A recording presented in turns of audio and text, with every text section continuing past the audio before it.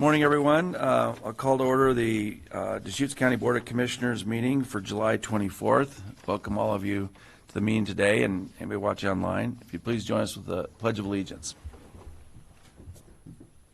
Pledge allegiance to the flag of the United States of America and to the republic for which it stands, one nation, under God, indivisible, with liberty and justice for all.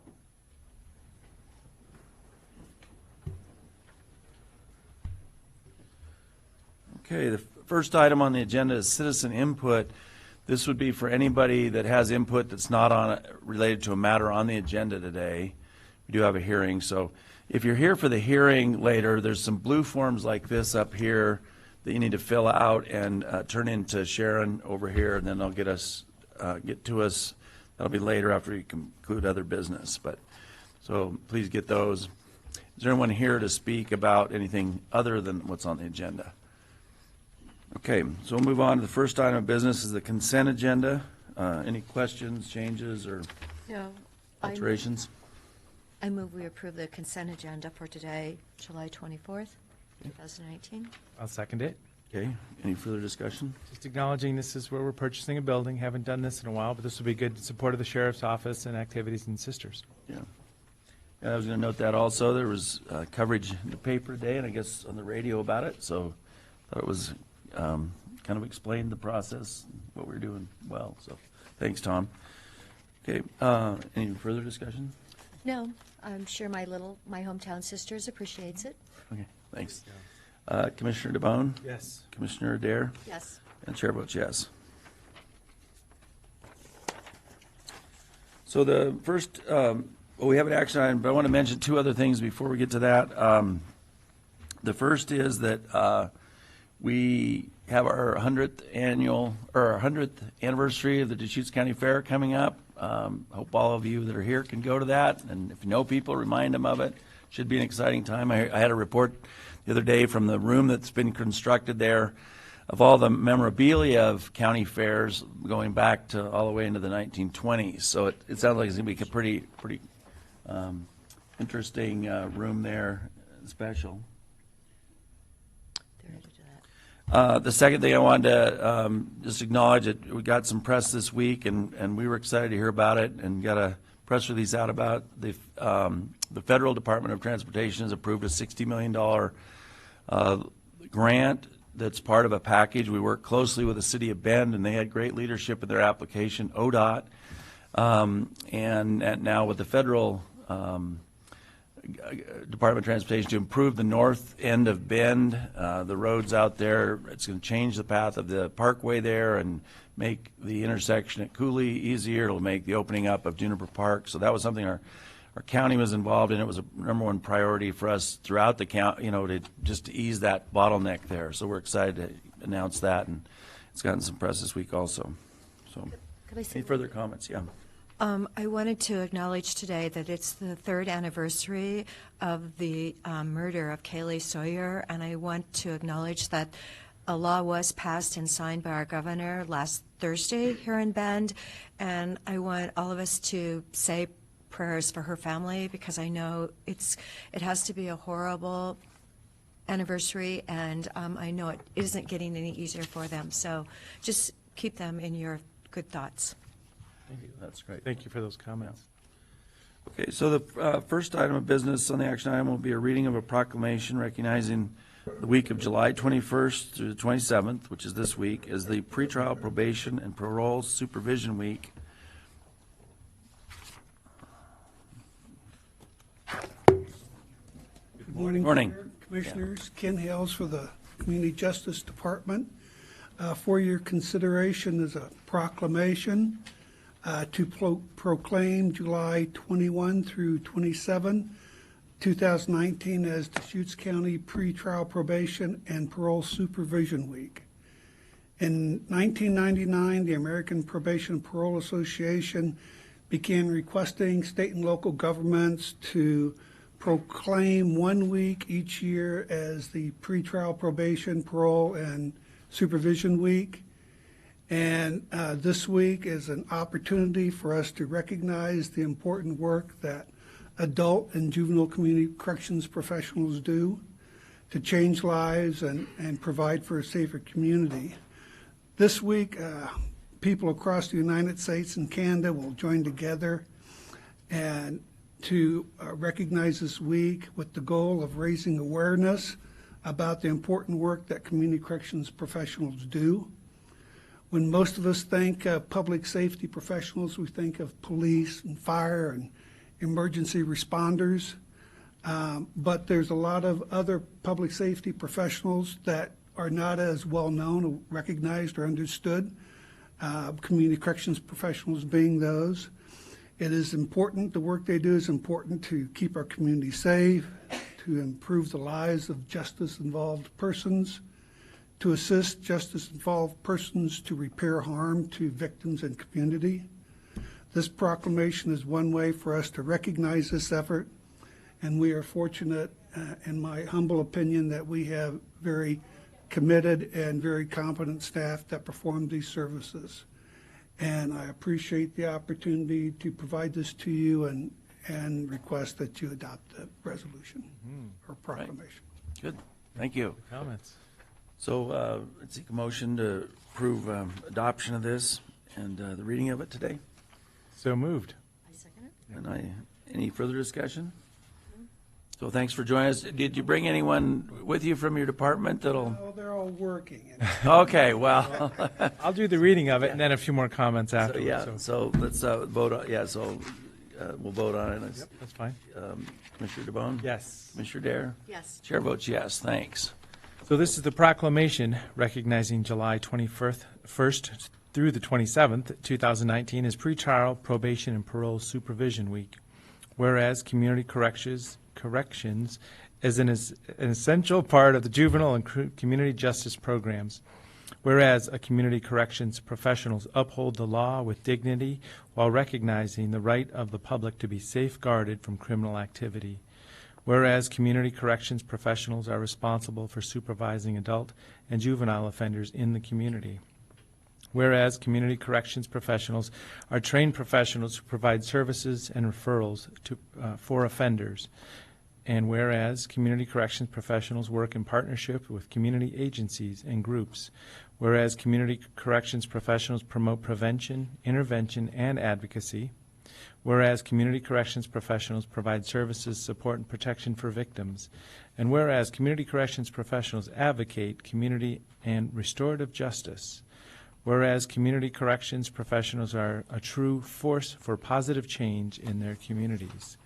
Therefore, be it resolved that Deschutes County Board of Commissioners hereby proclaim July 21st through the 27th, 2019 as pretrial, probation, and parole supervision week, and encourage all citizens to honor these community corrections professionals and to recognize their achievements. Thank you. So yeah, there's some great staff. So great staff that does this. When you don't hear from them, that's good because the court order and the jail, operations and the different folks that are being monitored and supervised, when it's going well, nobody hears about it. But there's a subset of folks out there that are being managed every day. So I want to thank the professionals and the staff that are providing those services here in Deschutes County. Thank you. And go ahead, Tom. Commissioners, thank you. I just wanted to say also one of the coolest aspects of my job is, hearing from people who have gone through a whole range of county services, but particularly with respect to parole and probation, the letters that we sometimes get from former individuals who are part of that system, thanking their PO for turning them around, for making a difference in their life, or, one of the, just genuinely honest, sincere comments from people who have been through the system and come out the back end better for it. And I know that there's an incredible range of individuals who go through on both the juvenile and adult side, but to actually see the tangible benefit at the back end, they do much more than just check a box on a visit. They truly try to make a difference, for the benefit of the community, but also for the individuals in the process. So thank you to all of your staff on both sides. Thank you. Okay, the next order of business is J.W. Terry and Kathy Skidmore from Central Oregon Veterans Outreach. Want to apparently present a plaque, so why don't you join us up here at the table and just say your name for the record, and you can thank you for coming this morning. To have my name on the record. Well, it's the only, yeah. Yeah, can you guys hear me? Yep. Usually pretty loud, so. We want to present this plaque because when the Bend Chamber let the parade go and Covo picked up the parade, the first group to step up and support us and give us a hand was the county commissioners, and we want to thank you for that. Great. And the other thing, this is a double. I didn't tell you it's two. We'd like to present a certificate of appreciation for being a key community partner and providing and continuing support for Covo's mission to provide life-saving support to homeless and at-risk veterans and non-veterans in Deschutes County's homeless community. So thank you guys Thank for you. all your support and the donuts. Well, we'll probably come down and get a picture real quick. Comments? Yeah, so the Veterans Parade in November is a very special time. So I've done it in each one of the cities, but just seeing the different folks that have served over time, World War II and Vietnam and our recent, efforts, it's really special to get everybody together and thank them for their service. Thank you very much for taking on that parade here in Bend. It's a big operation, but we're very proud to be involved with that. Thank you. Thank you for your leadership. I don't know where Deschutes County would be without you, and I'm so glad that you and Kathy are there and making an incredible difference. So, Yeah, thanks, JW. I got to know JW a little bit when I was running for office in 2016, and then have known him since then, and we're hoping to work with him and some other people regarding a veterans housing project. We're doing some initial meetings that we'll talk about soon. The last Veterans Parade was really special for me. I had somebody that had a classic car who'd been a Navy person had also had let us ride in the parade with Commissioner Adair, and my neighbor who had been in the Vietnam era, who'd never been in the parade or anything, and really had talked about his experiences coming back and how poorly received so many veterans from that era were, rode with one of his friends, and it was the first time that those cheers had really come on about. My wife got excited, so she put got the Anchors Away song going. We heard that over and over as we went through, so that was an exciting time and really a good. I think it was beneficial to everyone that way. So thank you for keeping that up. Pleasure. Yep. Any words, Good. Kathy? What an opportunity. Just thank you for that. The Board of County Commissioners has supported our outreach program for a number of years in many ways, and we couldn't do what we do without this kind of community support. It's been a key part of meeting our mission. So we thank you for everything that you've done. Thank you. In all the many ways to support our work. Thank you. Thank you. We'll get a photo. Get a photo.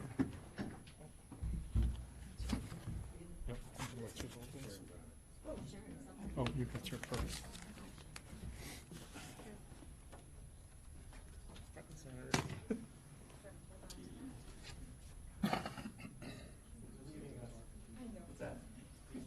No, he's coming out. Yeah. Kathy, you can come up. Come on. Yes. She's always trying to do that. Thank you.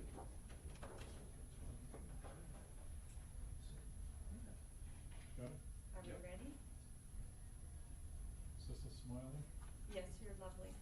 Thank you. Thanks a lot. You bet. Thank you. Appreciate it. Seen you at Boston Funeral when I know. Let's go to Richard's Donuts. Thank you. have a great time. Thank you. You bet. Thanks.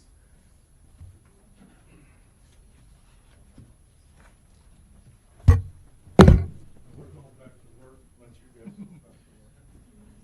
Thank you.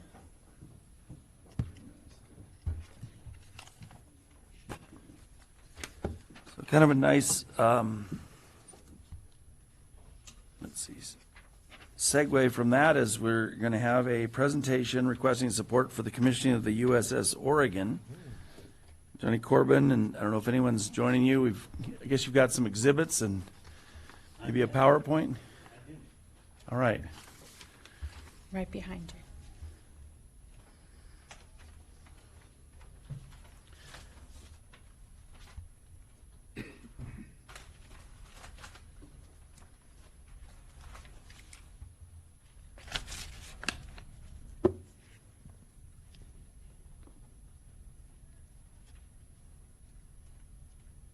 Which one did you want to do? This one? Yeah, Steve? that one, yeah.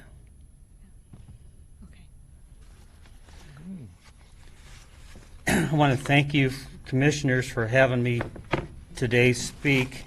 My name is Johnny Corbin, and as you can see, I'm a member of the former member of the submarine force between 1967 and 1971. In 1969, I put the USS Aspro in commission, which is my plank that I have down there 50 years ago. And just recently, I had the honor to be able to be inducted into the Holland Club, which is for those who have been qualified in submarines for more than 50 years. A few weeks ago, I was asked to be on the commissioning committee for the USS Oregon. We have 3 sub bases in the state of Oregon. You know, we'll have a lot of water, but 3 sub bases. We have Central Oregon, which I'm the commander of, the Blueback base, which is in Portland, and the Rogue Umpqua base, which is in Southern Oregon. The reason for my presentation is that the Navy won't fund anything for commissioning parties or anything for the commissioning ceremonies. So I'll let you have the information that I have here. In the fall of 2020, the U.S. Navy will commission USS Oregon, SSN 793, the 20th submarine in the Virginia class and the second ship ever named the state of Oregon. It is anticipated the commissioning ceremony will be at the General Dynamics Electric Boat in Groton, Connecticut. This is a great honor for our community and acknowledges our contribution to our nation's defense. We, the members of the USS Oregon Commissioning Committees, seek your support in honoring the crew and celebrating our ship's entry into the fleet, delivering advanced capabilities for undersea supremacies. The U.S. Navy conducts a formal commissioning ceremony but is prohibited from funding all the traditional celebrations and customs that welcome a new ship into the fleet. These are activities which will connect the ship and the crew with its namesake state. Therefore, our committee, supported by the Navy League of the United States Portland Council, a 501c3 organization, accepted responsibility to fund and host these memorial events for the ship, her crew, our state, and citizens. Our goal is to raise $200,000 to fully support events and bring the great ship into the fleet. We are seeking donors to provide tax-deductible contributions towards creating an unforgettable experience for those who serve aboard the USS Oregon, as well as their families and our citizens. Your participation in these events will honor the ship, her officers, and crew, and will help us establish a lifetime relationship between the USS Oregon sailors and the citizens of the state of Oregon. Join us in holding superior commissioning events that will celebrate the ships, perpetuate the memory and illustrious predecessor, and command our great state. So as you can see, the USS Oregon is not funded by the Navy, and I was asked to be on the committee. There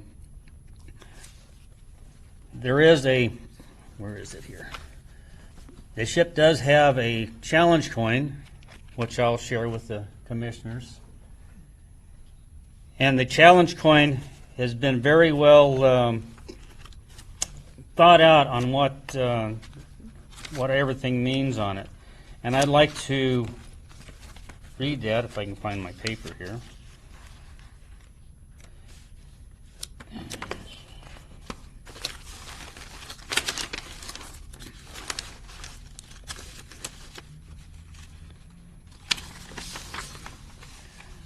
The ship's crest has a Latin phrase on it, Alias Volt Lot proprius, which means the official language version of the motto is "She flies with her own wings." This is the state motto of Oregon. It's got a couple salmons on it. This is Chinook salmons, which is the official state fish. These also double in unique take on the submarine warfare badge, gold for officer and silver for enlisted. The mountain range in the background is a border of Crater Lake National Park, formed 7,700 years ago, and after a violent volcanic eruption of Mount Mazama, it is the deepest lake in the United States at 1949 feet deep. The island inside the crater, Wizard Island, was formed after a series of smaller eruptions. The Silhouette BB-3, this is the first and only previous USS Oregon. Gold Star has a dual symbolism. It is another reference to BB-3 and the Oregon Trail overlaid on the state ends at the Gold Star representative of Oregon Trail, Oregon City. The eagle is derived from the state seal. The eagle also features 33 discernible feathers. This aligns with Oregon being the 33rd state admitted to the Union. What I'm asking for is for the members of the community and the commission to help sponsor the USS Oregon. I will give you some information. There is a form that gives you what different amounts mean. You can give as little as $100, and you'll get back at least a lapel pin and your name on the announcement for the commissioning. The commissioning will be sometime next year, which I hopefully will plan on attending. And once I do that, then I can come back and report to you with the commissioning committees. Is this a copy of the pledge card? I think I got it. Well, let's see here. I do have information here for each of you. Yes, it is a pledge card. Yeah, that's, yeah. And it has all the information. For those of you that get the bulletin, you might want to take a little look at this piece that was in last Sunday's bulletin, and it's a very good description of what the Oregon is going to be like. It's a Virginia-class submarine, and right now we currently only have 4 classes of submarines: Virginia-class, Ohio-class, Los Angeles-class, and the Seawolf class. The Seawolf class only has 3 units. One of them happens to be USS Jimmy Carter, who was, as you all know, president and also a submariner. Interesting. So, like I said, what I'm asking is to help fund and be a sponsor of the USS Oregon. The chief sponsor of the Oregon is Dana Richardson, if I'm not mistaken. She resides in Corvallis. So we have several people that are sponsoring the boat, and we'd like to have more so we can get the boat commissioned. One other thing that is pretty significant: everything that's not used for all the administration and commissioning ceremonies will go into the ship's rec fund. So nobody else will get it, and like I said, it is a tax-deductible donation. So if you're willing to give up some a little bit for the state of Oregon, for our pride, for our namesake ship that's going to be in the fleet next year, please let me know, and I'd be more than happy to assist you with making the donation to the Navy League in Portland so we can reach our goal. Mr. Questions? Corbin, thank you so much. I mean, the world has heard about it in the paper. Now you today bringing it here. This is a wonderful outreach effort for this commissioning coming up. So thanks for putting in perspective for us and reminding us of the history and how many boats are out there. So I have an uncle that was a submariner in the 80s, I think. So yeah, it's in our family also. I have a pretty comprehensive PowerPoint presentation on the Cold War, and one of the staggering statistics that I put out, we have right around 20 SSBN submarines, which is the missile-carrying submarines, And the statistic that really raises a lot of eyebrows, one of those submarines has more firepower than all the ordnance, including the 2 bombs, dropped in World War II. I mean, that's really a staggering statistic.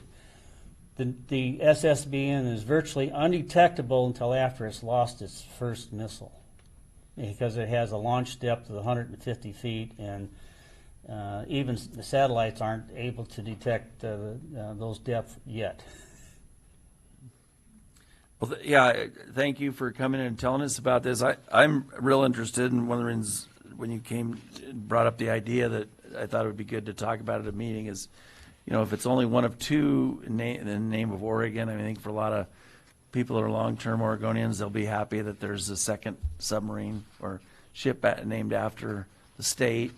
So I think you will get a lot of support. I know we have a strong veterans community in the county that would probably be interested in this as well.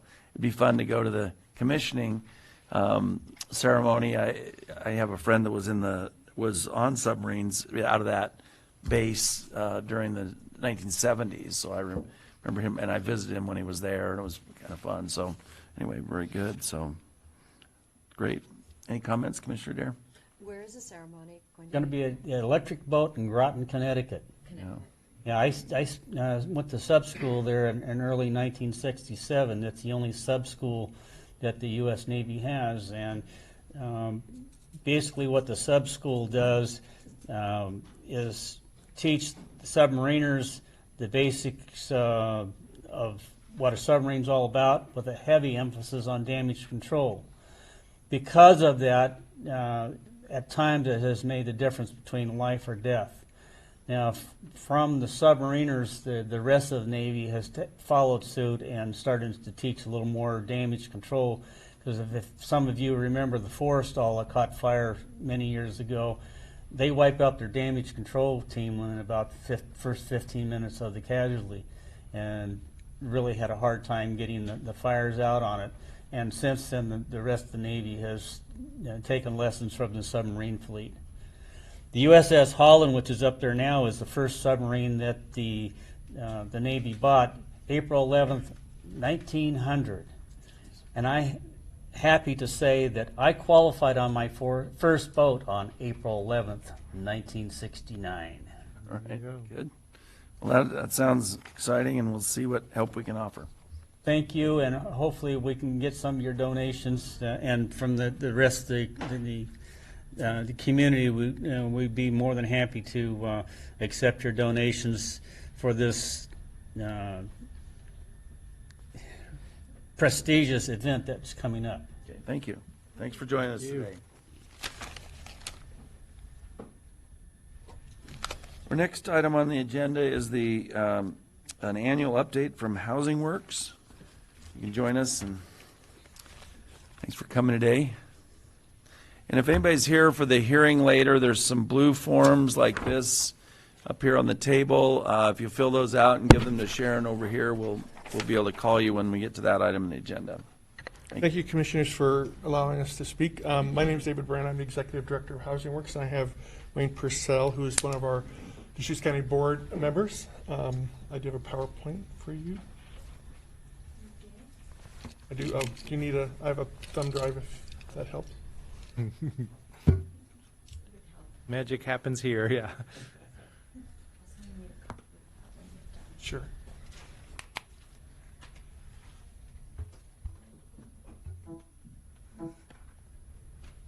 We'll get you set up. Which one?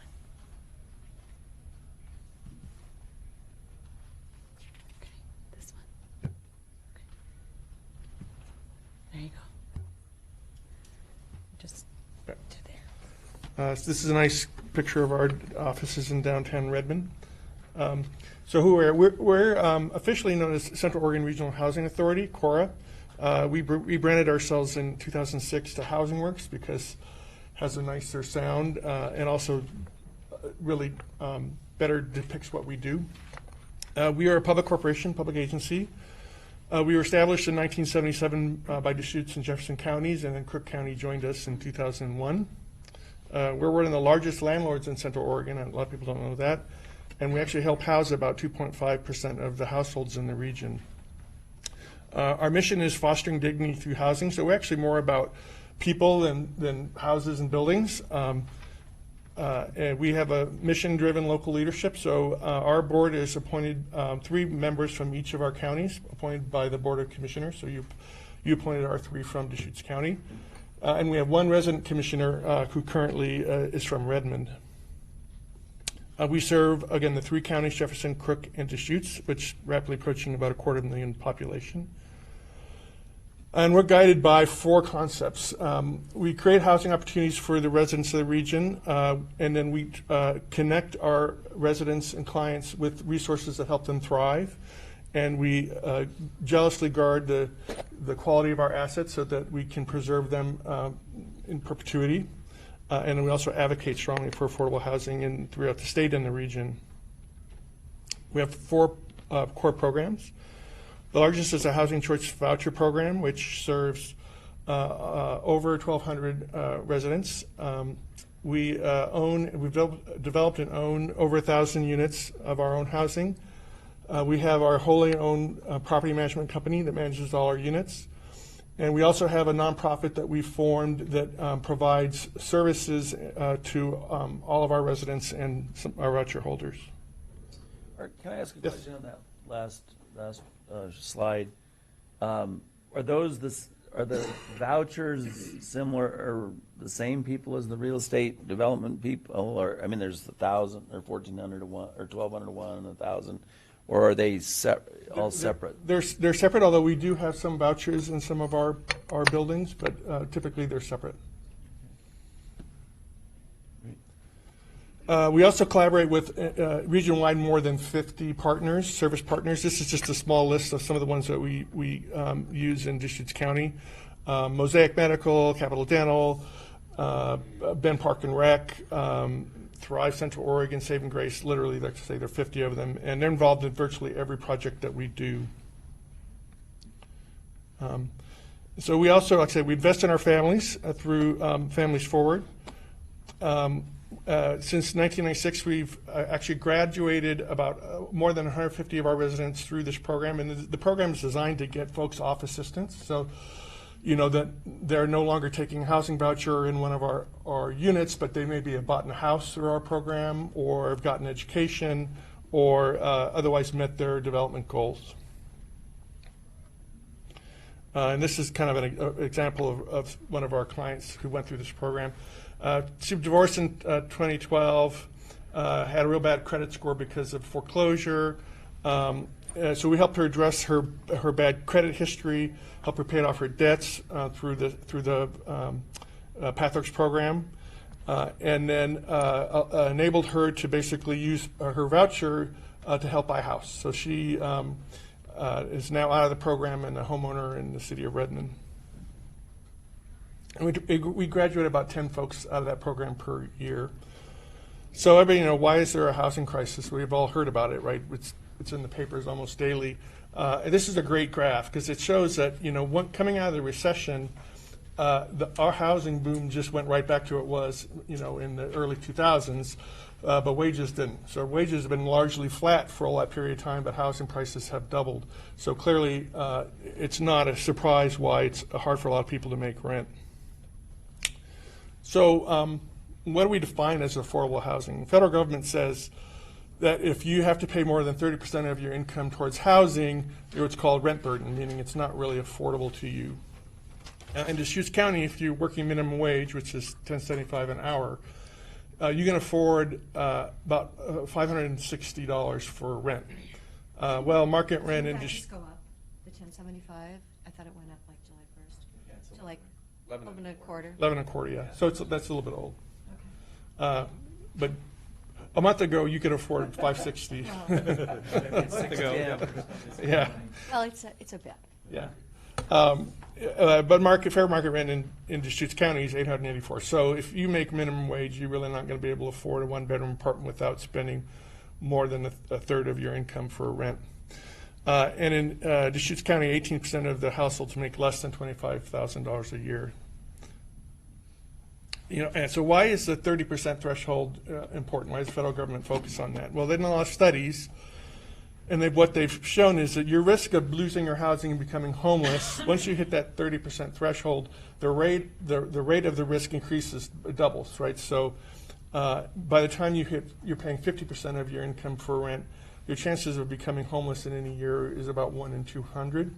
It doesn't sound like a lot, but when you've got a big population like Deschutes County, it means you've got about 100 or so folks every year that lose their housing. And it's typically because they have a car bill, to make their car run so they can get to work, or they have a health bill that they can't pay, and so they start juggling the rent and the bills, and pretty soon they get evicted. So I have some interesting housing statistics. Deschutes County is held up pretty well in terms of renter to owner. Typically, 65-35 is what the government, studies show is sort of the optimal range of renters to homeowners. Our other two counties don't have this; they're much more renters. We have still more than half the population is renter population is considered rent burdened. Most of our housing stock here in Deschutes County is single family, and about 30% is multifamily. So, like I say, Housing Choice Vouchers are our biggest program. They house more than any other program we have. People used to talk about this as a Section 8 program. It's actually never been officially known as that, but it's about 45 years old. It's a tenant-based program, meaning that we issue vouchers to tenants, and the tenants go out and find their own apartment. And the way the program works is there's an established fair market rent, and we pay the difference to the voucher holders between 30% of their income and what that fair market rent is. So the landlords like it because they can, we're a real good payer. We pay on the month, and so they get that stability. Yet they still get the fair market rent, and the tenant gets the benefit of having a market rate apartment. Vouchers are set by the federal government. It's a great program, but it actually hasn't increased in about 10 years. So we have basically the same number of vouchers we did back in the early 2000s. And so it's not a program that's obviously going to meet our needs because we're growing so fast. Most of our vouchers are reserved, about 75%, for folks that make 30% of area median income or less. I have a question. You just did a project. You opened it up in Sisters, correct? Okay. Well, this is what happened. People that actually work in Sisters did not get housing there. Per the man who owns the Rancho Viejo, he had told me, he said, you know what, none of my people got housing there, and they really needed it. Is that a policy from the federal government then, that you can't give people that actually work in one of the towns a little more priority? Yeah, that's actually fair housing law. So we're not allowed to discriminate by how you make your income, where you live, obviously your race or religion or anything like that. So what we do is have a lottery. We are allowed to do some things to help get the locals in. So for that project, to apply for that project, you actually had to go out to City of Sisters, fill out the application in person, and then turn it in there. So if you wanted to be in that residence, you had to make an effort to get out there. And for some reason, Sisters, we got the fewest local applicants of any of our developments. We had a similar one in La Pine where it's over half of the folks that applied were from La Pine, and another one in Crook County where it was almost 75%. But for some reason, Sisters folks didn't come out and apply. Okay. Are you going to do another project in Sisters? We don't have anything planned right now. I mean, we're certainly open to it. I think the city's still interested in providing some housing opportunities, and we've talked to them about trying to get more of their low-income residents in. Right. I think it's really needed. Yeah. Mm-hmm. My experience is that application process, I was at Neighbor Impact Board, and I've followed this over the years, is that application process, people need to be aware of it because it happens before the facility's open, if it's a new facility. And there's a crowd that kind of knows where to be and watching the next facility. So there just wasn't experience in the City of Sisters for the timing, I guess, possible. Yeah, and we made a point of getting articles in the Nugget, and we really we heard from the sister community that they have folks working in those retail businesses that need affordable housing. And so we went to the chamber and said, get the word out, come show up. We only open for 2 days to take applications. We did a Tamarack Village, so go show up. And some did, but not as many as we had hoped or thought. How many applications do you get for a project like that? We generally get at least 3 times as many applicants as we have space. And so there's a lottery, and some folks don't do well. In the bigger picture, you gotta hope and conclude that somebody that has that housing opened up something somewhere else, so people can have opportunities. Maybe not at that location, but at the next location. Yeah, or sometimes they're coming in they're in their trailers or their mobile homes, and yeah. So in Deschutes County, we have almost 1,000 voucher holders. Like I say, where the voucher holders actually choose to rent is up to the voucher holder. So, but typically, it's proportional to the size of the jurisdictions. Of those vouchers, 71 are reserved for veterans, and we have 16 that are being used to pay mortgage, and that's permissible under some circumstances under the HCV program. In Deschutes County, typically on a voucher, the tenant will pay about $208, and we pay the landlord $539, so we pay the bulk of the rent. It's similar. The Bend and Deschutes are pretty similar. And so moving on to our portfolio, we try to balance the number of units by the number of low-income residents in a community. So, and we're always kind of keeping up because, especially in Deschutes County, it's growing so fast, it's hard to keep up. So typically, right now we're a little bit under proportion. We owe the county some units, and I'll get to that a little bit. We have some projects that we're going to be building pretty shortly. Most of our housing is workforce. We do have some farm worker housing, mostly up in Madras, and then we have small portions for special needs, and then we have some home ownership, about 2%. This is a map of where all our units are scattered about. We've got, like I say, the majority of them are in Deschutes County, Redmond, Bend Sisters, Lapine, and we have about 75 to 80 units both in Madras and Prineville. That, going back, this is a little bit out of date, so we have 71 units that we'll be building in Bend, hopefully around in 2020, and we've got 67 that will be under construction probably in October in Redmond, and another 23 in Madras. So we've got about 175 that are in the pipeline right now. So what does it take? This is a great slide for sort of illustrating sort of the very high level way that real estate's developed. So this is an example of a development we did in Bend a couple of years ago, so the numbers are a little bit out of date. But a market rate developer starts out looking at how much the project costs. In this case, it costs $11.6 million, broken down by soft cost, hard cost, and land. And the developer knows that they can get a mortgage for 75% of that cost, and they have to come up with equity for the other 25%. And the mortgage, of course, has a payment, and the rents are generally established by, at a minimum, how much the debt service is. So in this case, the mortgage generates necessary rents of about $1,250 to $1,600, which is not going to be affordable to low-income tenants.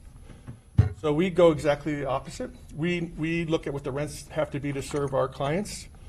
Obviously, they're quite a bit less. Unfortunately, those rents will only generate a mortgage that covers about 38% of the cost. We really can't get any equity because there's no return. And so we have a gap. In this case, it was a substantial gap, about $7.2 million. So how do we actually make that gap go away? We look at government subsidies and cost reductions. By far the largest source of subsidy for affordable housing in the United States is the federal low-income housing tax credit. And it's designed to replace that equity. So instead of an investor getting a return based on a rental stream, the investor gets a direct credit against income from other development or projects or passive income. It's a great program, but it's capped, it's limited by per capita per state. So in Oregon, the total amount of tax credits available in the state is about $3.75 per person per year, which equates to about $120 million a year for the state of Oregon, which sounds like a lot of money, but when you're talking about Portland and Eugene and Salem, for us, we're lucky if we can, in this region, if we can get $10 million out of that program a year.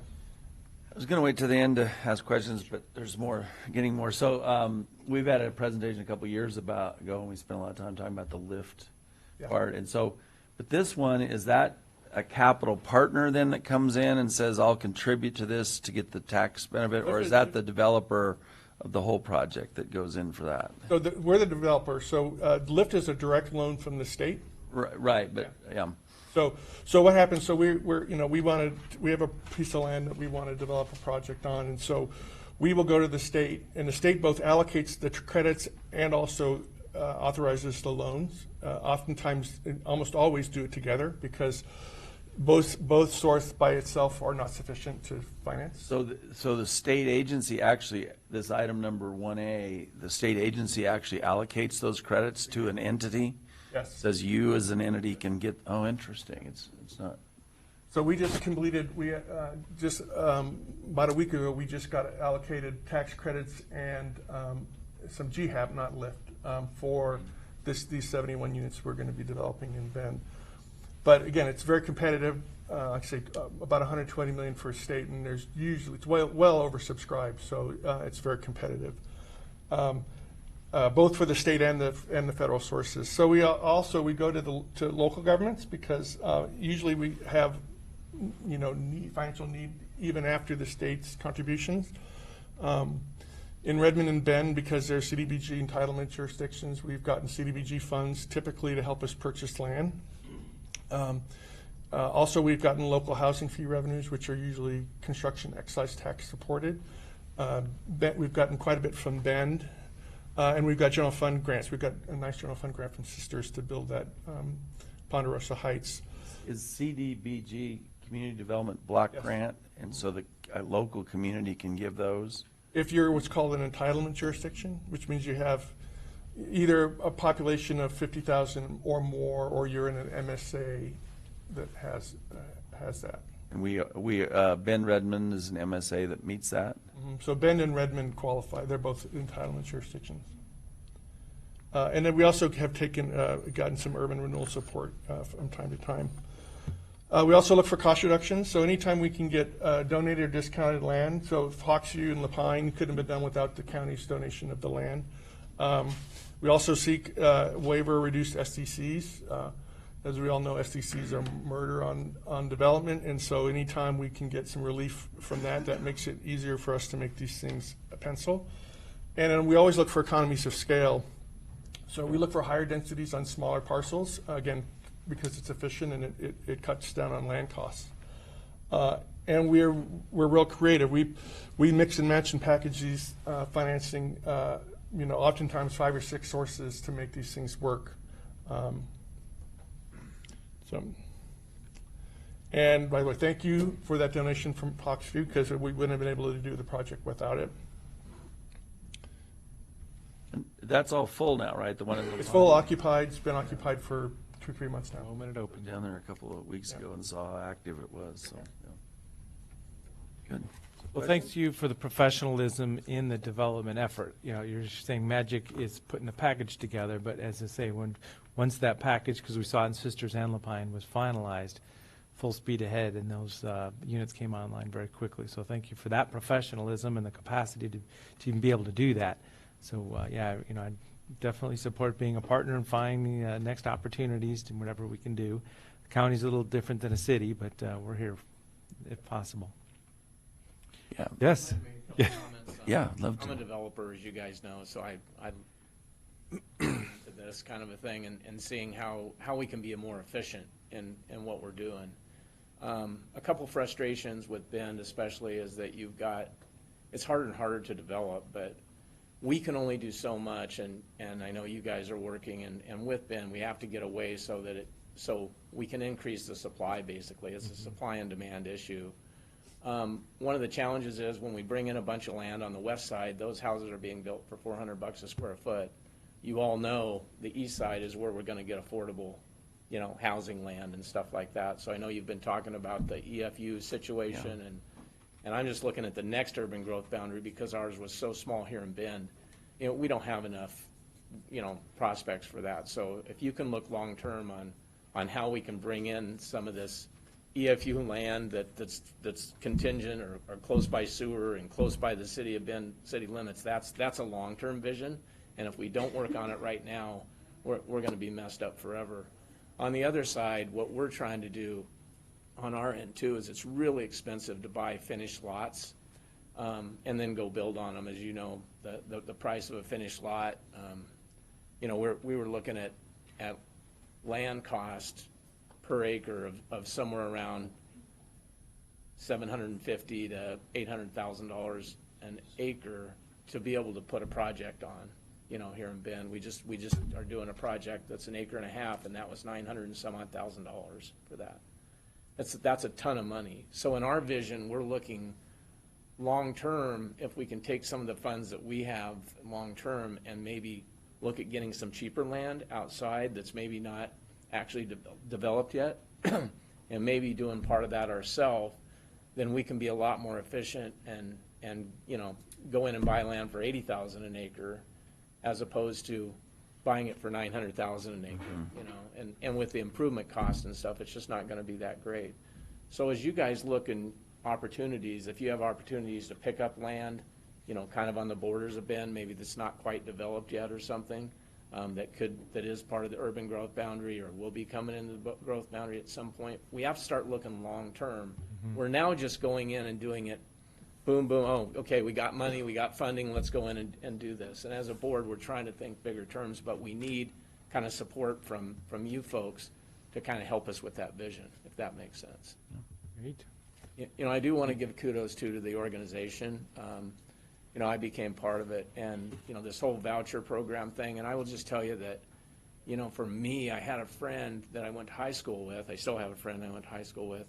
He worked for us for several years. He was mentally slow, still lived on his own, was still able to work, but not anybody that was going to function at a super high level. Then ended up getting cancer, so he couldn't work as much. Went through chemo, now can kind of work part-time.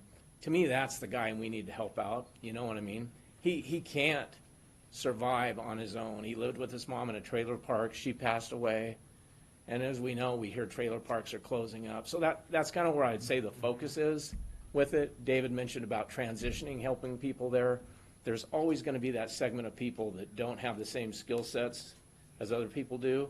And I think that's really where we're trying to target. They're never going to probably be able to make the income they need to really be able to afford housing in Central Oregon, honestly. Yeah, good.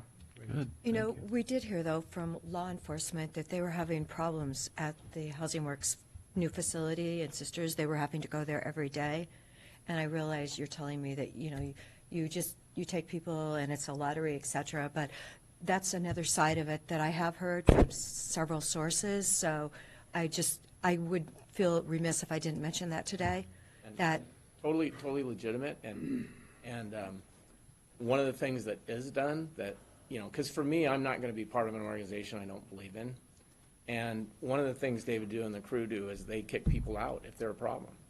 They hold them to the same standards. You don't get to live there just because you're a low-income person. You have to meet a certain standard by being there, type of thing.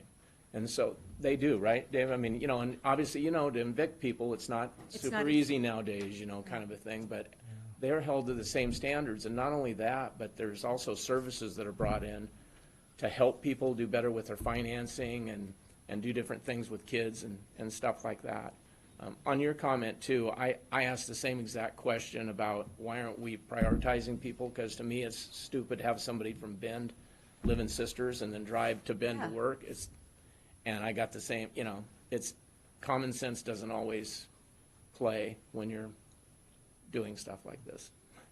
Okay, well, it would have helped the city of Sisters. No, Yeah. It's totally makes total logic and total sense. And I asked I think it must have been the first week or two I was on there, and I asked the same exact question and said, is there a way to prioritize people and if we're building in Sisters, can't we prioritize I mean, Sisters? can't you even And do it's a- like it's a- 10% or it's- something? I know, exactly. Local workforce, yeah. you know, That's a so lot. they know they can actually get to work if the weather's But one bad. of the things that also too is part of the board's philosophy is to keep the units up.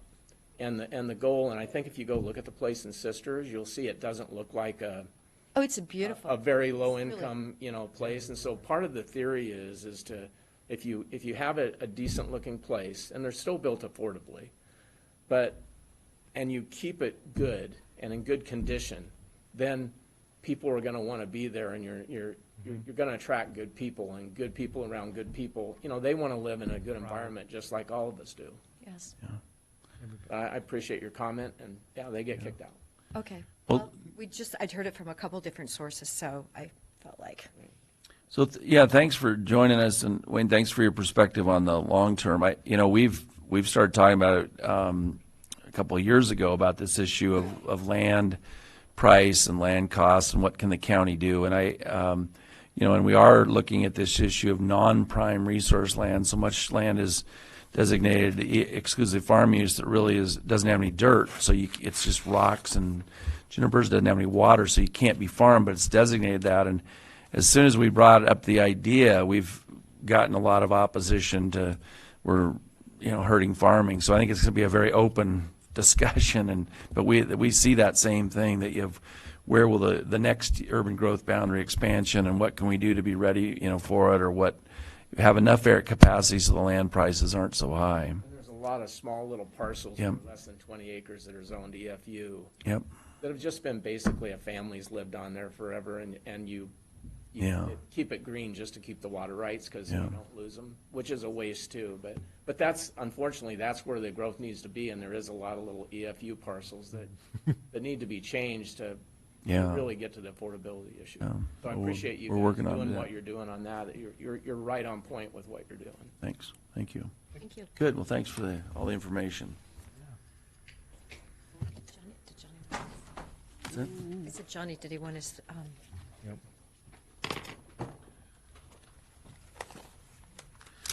I'm not going to go to the meeting at 11:30 because we're just going to get this thing started. Okay. I was thinking we'd be, Yeah. Well, we're right at 11, right on schedule, I think. So the next line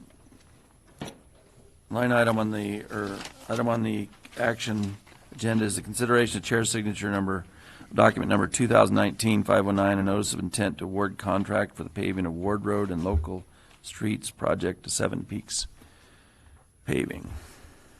Good morning, everyone. Cody Smith, Deschutes County Road Department. The Road Department solicited for bids for the paving of Ward Road and local streets project.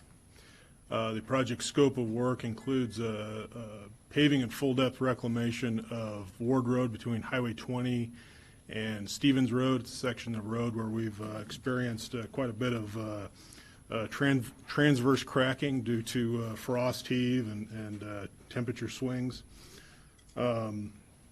In addition to that, it also includes some paving on some local streets adjacent to Ward Road, specifically Dobbin Road and Old Red Road, and several short stub streets that come off of those roads. 3 bids were received for the project. Before you this morning is a notice of intent to award the contract to the low bidder, who is Seven Peaks Paving LLC, in the amount of $696,691.50. Issuance of the notice of intent to award will start a 1-week protest period for interested parties to protest award of the contract, and if no protests are received during that 1-week period, then the contract will be awarded administratively.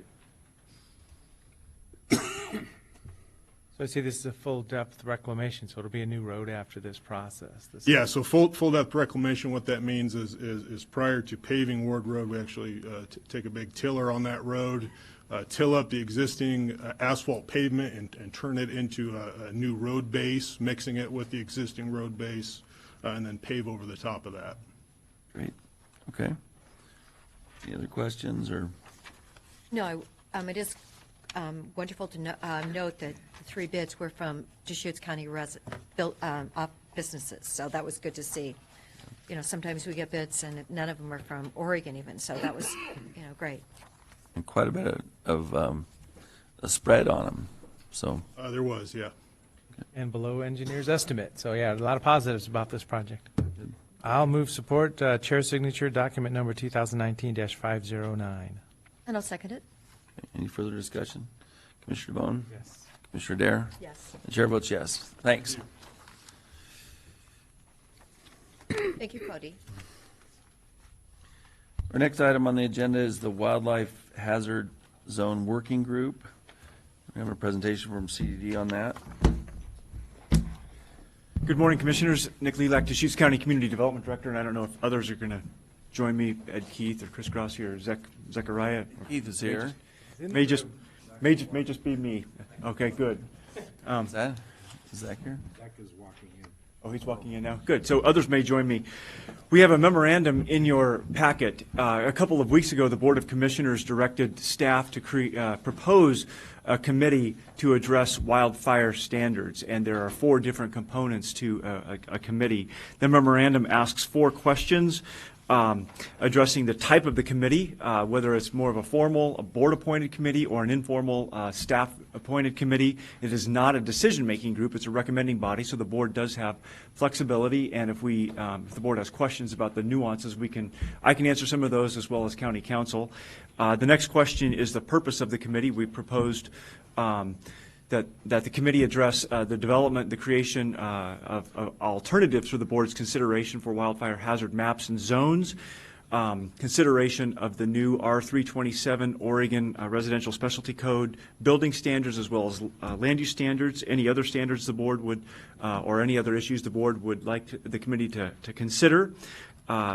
Draft of a composition of the committee, 7 to 12 members, and we outline what that could look like, and then a conceptual schedule. So there are 4 issues presented in the memorandum. We're happy to go through those one by one if you prefer, or if there's an order you would like to discuss these items. I think going through it the way you've set it out is pretty good. You know, to start out with, is it a board committee or a department committee? Then who's on it, and then the schedule. Well, purpose, I guess, is second. So. Great. So we'll start with the first issue is who would appoint the committee, if it would be the Board of County Commissioners or if it would be a staff, effectively a community development director appointment on the committee. The real difference is if it's a board official committee, there will be an application process, a board review process, and an appointment process. Then they will then be held to all public meeting laws requirements. Which there are many, and we can either answer those questions or not. If it's a community development director, it's more of an ad hoc, informal committee. We would still post the notices, we would create the website, we would make the meetings open and available to the public, as well as all the documents before the public, as well as meeting summaries. There's just a formality. There's some legal differences in whether it's a board appointment or a department appointment. And so we just present both options. We don't have a recommendation, but whatever the board prefers. So I'll go first. You know, I don't have, I see the simplicity of doing it through as a CDD appointment. That said, you know, I think we're interested in weighing in on this committee and who's on it and what they're doing, because a lot of these things come to us as the decision-making comes, they're related to a variety of things we're involved in. So, you know, so this is the proposed mapping of the county that we might apply a building code to. And we've had a lot of meetings and involvement on what the new building code at the state, the option is. We have a lot of reporting on all the other parts of the county, so we have a lot of knowledge. So we want to be involved in shaping what it does. We don't want a committee that just goes off and does something separate without. And when I don't know, how was the Solid Waste Advisory Committee? Was that a board committee or was that a department committee? I believe the board was involved in the selection of the members of that committee. But I wonder if did we follow public meeting law and all that with all the things he's saying we'd have to. That one's in county code.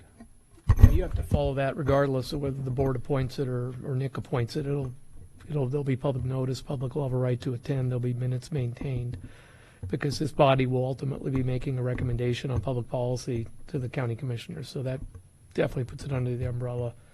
So that shouldn't be a factor in how you want to go about the appointments. The rules are going to be the same in terms of how that committee functions. Well, Because I read the memo to say they function differently, so you're saying, In terms of the public meetings laws, public notice, that's all going to be the same regardless okay. of how the selection of the membership is.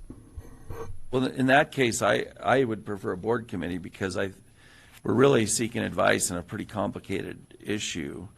And I think we do care about, kind of being involved, not just getting a report in 6 months about it, because we live in different parts of the county as commissioners. We hear from lots of different agencies and groups about the issues in there, and this is it's a tricky kind of code, building code overlay on a fire zone, on all sorts of things, and so I guess that'd be my preference. I would agree with you on that statement. After listening to the man from Paradise speak last week at the Lapine Chamber event and listening to the representative from Farmers Insurance, I know that insurance issues in our county are going to be incredibly impactful, and I think we need to do the very best job possible. So, I do think, board, we need to be involved in this intimately.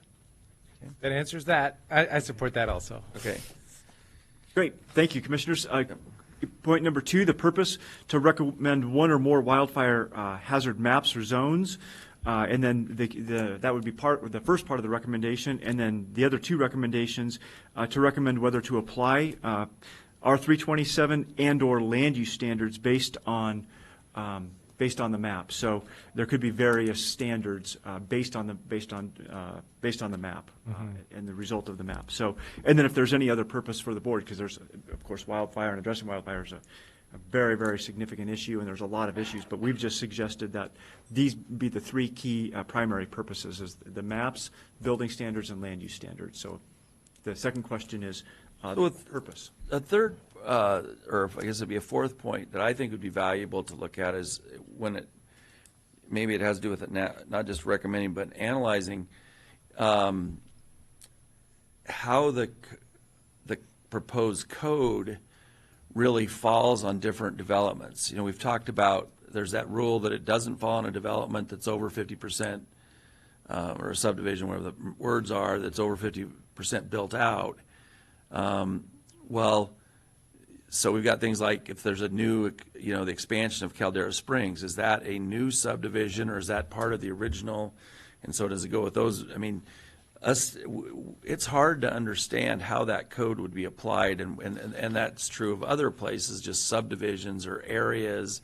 I mean, what constitutes, because that's the exception to these codes, which, those communities may care about, that, well, if half the houses in there are already built to this standard, should the new ones be built to a new standard? Will it make a difference? Or, and then the other part is how much of what are the areas that don't have subdivisions that are really just one-off housing?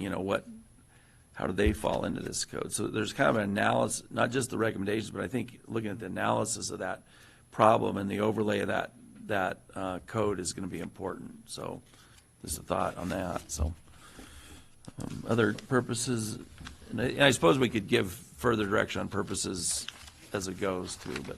I'm seeing a lot of kind of overlap with the philosophy. I'm going to get to Project Wildfire here, basically. We have this long-term committee of folks that are very engaged in our local defensible space, fuel reduction efforts, and, just education dissemination.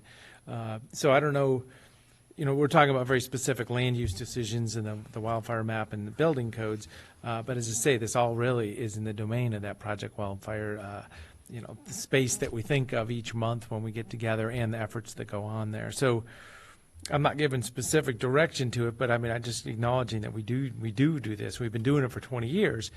The outcome of this effort is going to be those choices about the specific maps, specific boundaries, and some development choices. So I'm just seeing a lot of overlap here. I don't know. That doesn't add a bullet point specifically. One suggestion I had actually was the membership be revised a little bit, and it would, instead of just the one homeowner representative, I was going to suggest 2 to 3 homeowner representatives or Project Wildfire members, because it's a special group that's thought a lot about territory and fire prevention in their areas. So I think that being a category would be a way we kind of meet what you're talking about. And the other I thought is maybe on the membership, maybe just do 2 to 3 representatives of the categories that you have 2 to 3 on. 2 to 4, you mean? I mean, we have 2 to 4, yeah, move it to 2 to 3. Those are my thoughts on the membership. But So I guess a bullet point would, for the purpose, would be maybe before the first bullet point is really just defining, and this would be the job to get the committee up to speed, but publishing the decisions that are, for the community also. Because I've sat in the meetings a few times and where we get kind of real focused on the map and what does it really mean, but we got to get back, okay, what are we trying to decide here? What are we, what's the decision that we're trying to make? So maybe a bullet point before the other ones, just defining, for publishment, publishing, as in even bring it back to the commission for a work session, just so we're all on the same page. Definitely bringing it back Yeah. will be important. So maybe that's, It's- the key. I think it's fascinating how the numbers are and what you do with the numbers. If you average up, if you go 6, 5, and you go up to 7, and what does that do to the homeowners in that area? So this is going to be extremely impactful. So kind of analyzing it before you dive into the maps for that group too, which is exactly what's happened to us. And then you have to realize too, we have that the area of the county that it does not have any fire protection. And so, what happens to them when we're doing all this analysis? yeah. Great. And I see everything that the commission is discussing, we've anticipated, we've contemplated being included as part of the purposes of this, of the Yeah. committee. Since we have a fairly large audience today that probably doesn't know exactly what we're talking about, the state of Oregon has adopted a new fire building code that can be that has specific building requirements that change what you can do on a house. It doesn't allow certain building practices that have been used in the past regarding ventilation, siding, certain limits on decks. And counties have the option of adopting that code, but it changes things, and it may change both from the building standpoint, it may affect costs, and it may result in houses that are not really what people typically are building right now. And so that's what we're looking at, and it's all connected to this whatever fire maps we adopt, because our whole county fits as a fire hazard zone if we go on certain measurements. So that's a little background on what we're discussing and how we're going to evaluate this. So good on any other comments on the purpose or membership? I mean, The membership, definitely. I think more HOA people should be involved. do you agree with the idea of it being Project Wildfire? Oh, definitely, because they have been living and breathing this, so. And then insurance representative, I'd say at least one instead of just one specifically, because insurance is the key to this whole thing. You hear about the stories. So what if somebody doesn't get an insurance opportunity, be able to get insurance, or they're denied, or their bill goes way up. So really having an insurance industry involved at this level also, this committee. Great, and it's great. We'll come back to the board with kind of the draft application process for people to submit an application to serve on the committee. And with a board appointment, we'll just indicate these are estimates of people, so the board can actually make those specific decisions when you're reviewing applications and making the appointments for the committee. Okay. So we can maintain that flexibility at this point, which is great. Thanks. And then the final point is just the draft schedule. With a board appointment, we would at the staff level move very quickly to begin to create the application process to bring it back for the board. But then it would be at the board's discretion when to review the applications, make the appointments, and then ideally we would kick off the process late September, early October, and then it would take maybe 4 months or so with regular check-ins with the board on decision points, analysis, all those key factors. And so if the schedule looks, if the schedule generally works, then I think we have the direction that we're seeking from the board this morning, and that's very helpful. Any other comments on the schedule? No, that seems, I know you're going to have to push it back just a touch, but that seems to make sense, that we should be able to put this together. The fact that you have one looks good.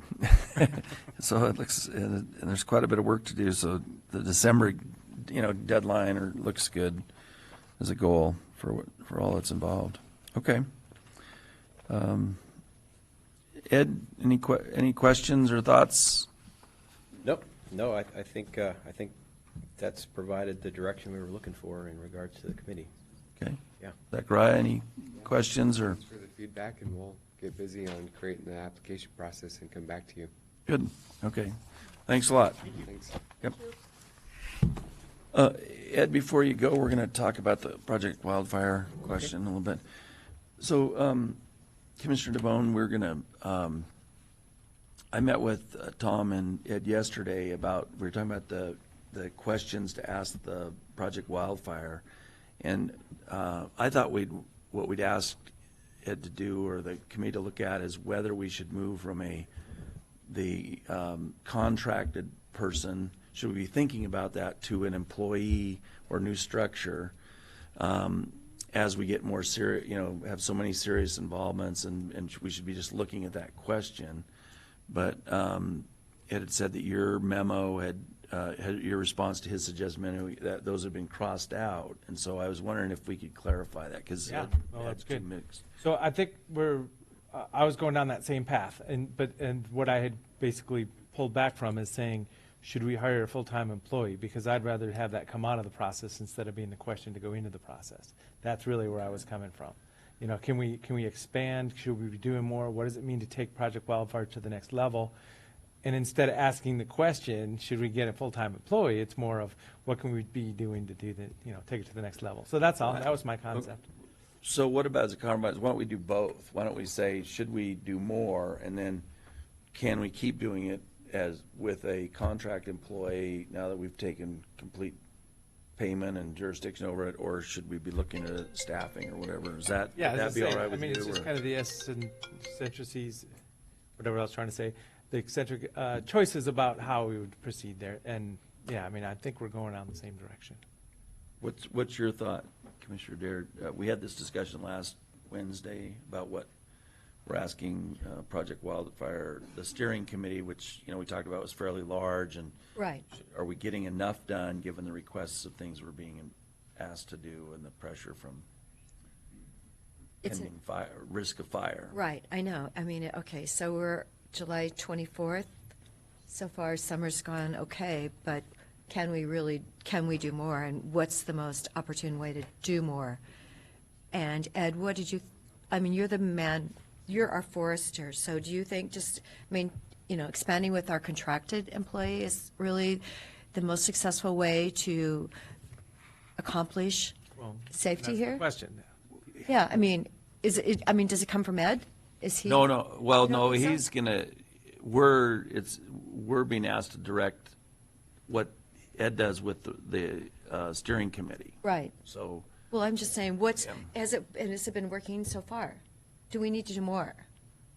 I think there's lots of opportunities to do more, whether that's with the way that we staff the effort or whether it's other things. And so I just wanted to be clear, are we asking some specific questions about staffing and how we're supporting this effort, or are we just more broadly asking a question? And I wanted to be clear on that before we go and get that input as to we're thinking about staffing this differently. What are how can we add to that, or are we more broadly just asking what are other opportunities outside of staffing, or both? I just wanted to be that, clear and that on was my thought. Is what the exact that's an input outcome. we're looking for, so that when I come back, it's the actual input that Mm-hmm. I've asked the right Well, questions. and for.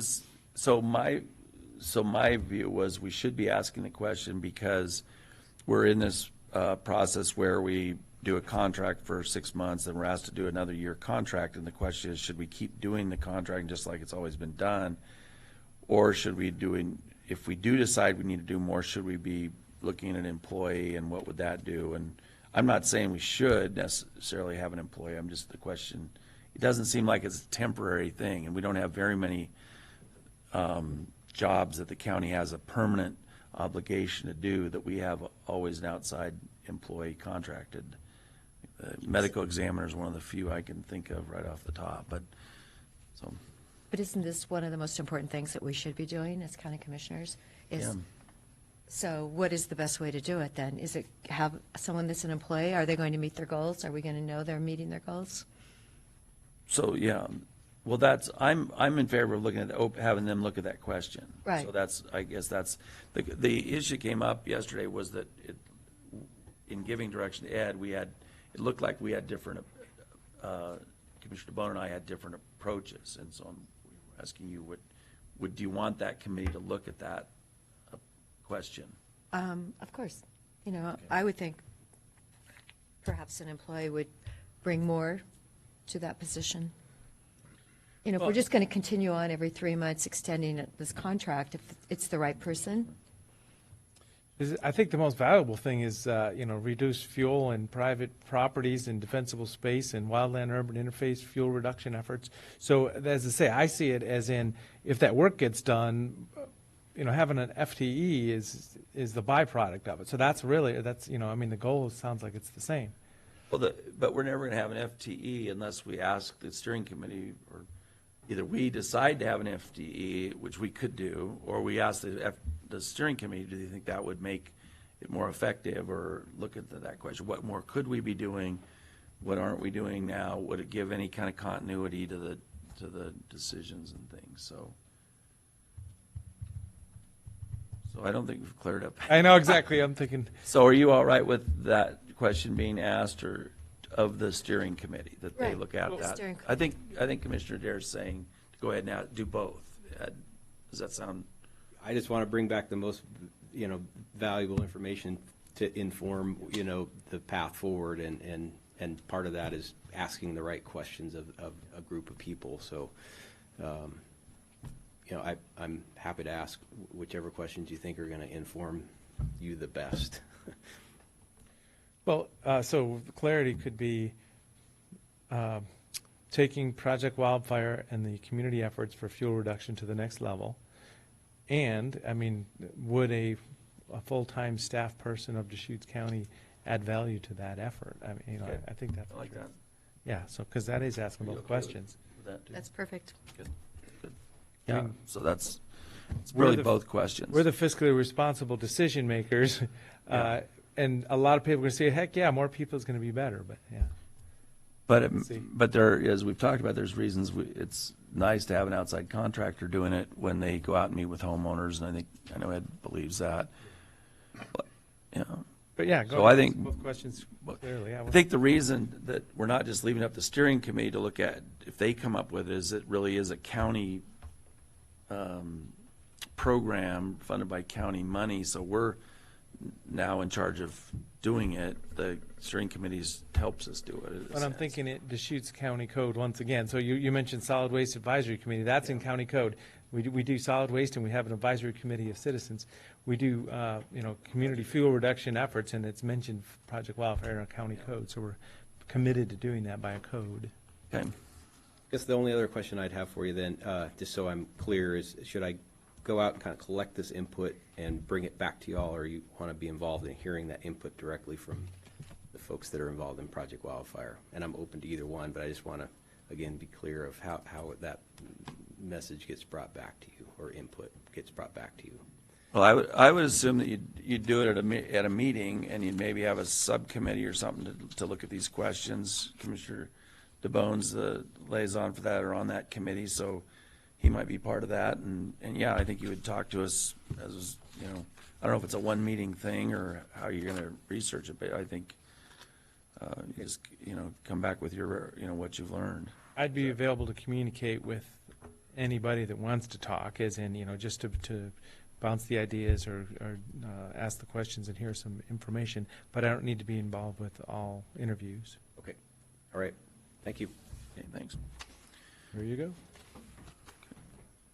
So I think the next item on the action agenda is public hearing on the it's a marijuana production appeal.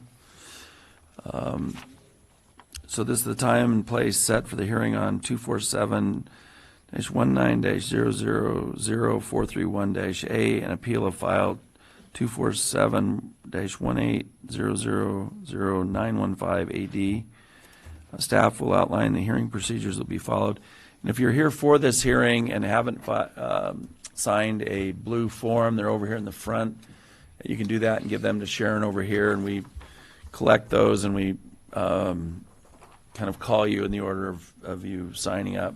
We've got a number of them already, and you can do that now or when you decide you're going to testify. But So Izzy?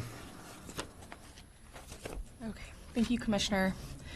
The hearings body, the Board of County Commissioners in this case, will take testimony and receive written evidence concerning an appeal of an administrative determination. The address of the property is 60148 Sterling Drive, Bend. The applicant, Tommy Nemzo, is requesting approval of an administrative determination to allow a recreational marijuana production facility. All testimony shall be directed to the hearings body. At the conclusion of this hearing, the hearings body will deliberate towards a decision or continue the hearing or deliberations to a date and time certain. The hearing will proceed as follows. Staff will provide a brief report. The applicant will present its testimony and evidence. The appellant will present its testimony and evidence. Opponents and proponents will then present testimony or evidence. Any other interested persons will then present testimony or evidence. The applicant, as the party bearing the burden of proof, will then be afforded an opportunity to present rebuttal testimony. If requested by the hearings body, staff will provide closing comments. A full written version of the hearings procedure is available at the table at the side of the room. Commissioners must disclose any ex parte contacts, prior hearing observations, biases, or conflicts of interest.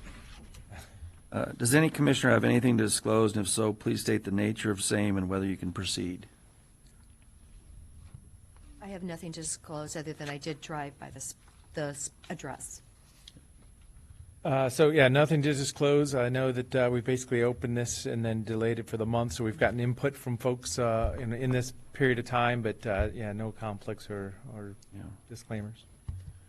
So, as Commissioner DeBonne said, we did open it. I don't have any contact specifically with the applicant or appellant on this, and we have been provided a lot of testimony in writing, and we have full notebooks full of all the submitted written documents, which is extensive. But Izzy, aren't we going to give time allocations to presentations? Yeah, so I'll go over that. Okay. Yeah, I just wanted to be definitely. sure. does any party wish to challenge any commissioner based on ex parte contacts, biases, or conflicts?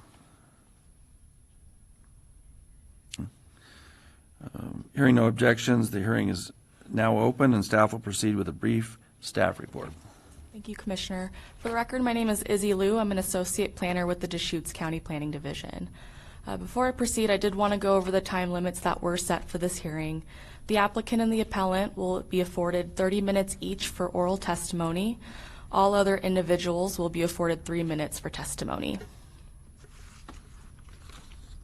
In front of the board today is an appeal of a marijuana production facility appeal. The property is located at 60148 Sterling Drive in Bend. The subject property is approximately 17 acres and located in the exclusive farm use zone. The applicant is proposing to construct a new 1,800 square foot fully enclosed rigid structure and is proposing a maximum mature plant canopy area of 1,800 square feet. On the screen is a overview of the surrounding area. As mentioned earlier, the subject property is located in the exclusive farm use zone. The subject property is about 4 miles southeast of Bend city limits. The property is surrounded by EFU properties shown in the orange, brown, and tan. The subject property is also bioforest use property shown in green, and the red properties are located in the rural residential zone. The properties in the rural residential zone are the Sundance East subdivision community. The EFU properties in the brown and tan, those properties are owned by the Bureau of Land Management, and the property in the forest use zone shown in green to the southwest is the Deschutes National Forest. The subject property is more than 300 feet from federally owned public lands. The Sundance Meadows recreational community is adjacent to the subject property. It's located to the north and northeast.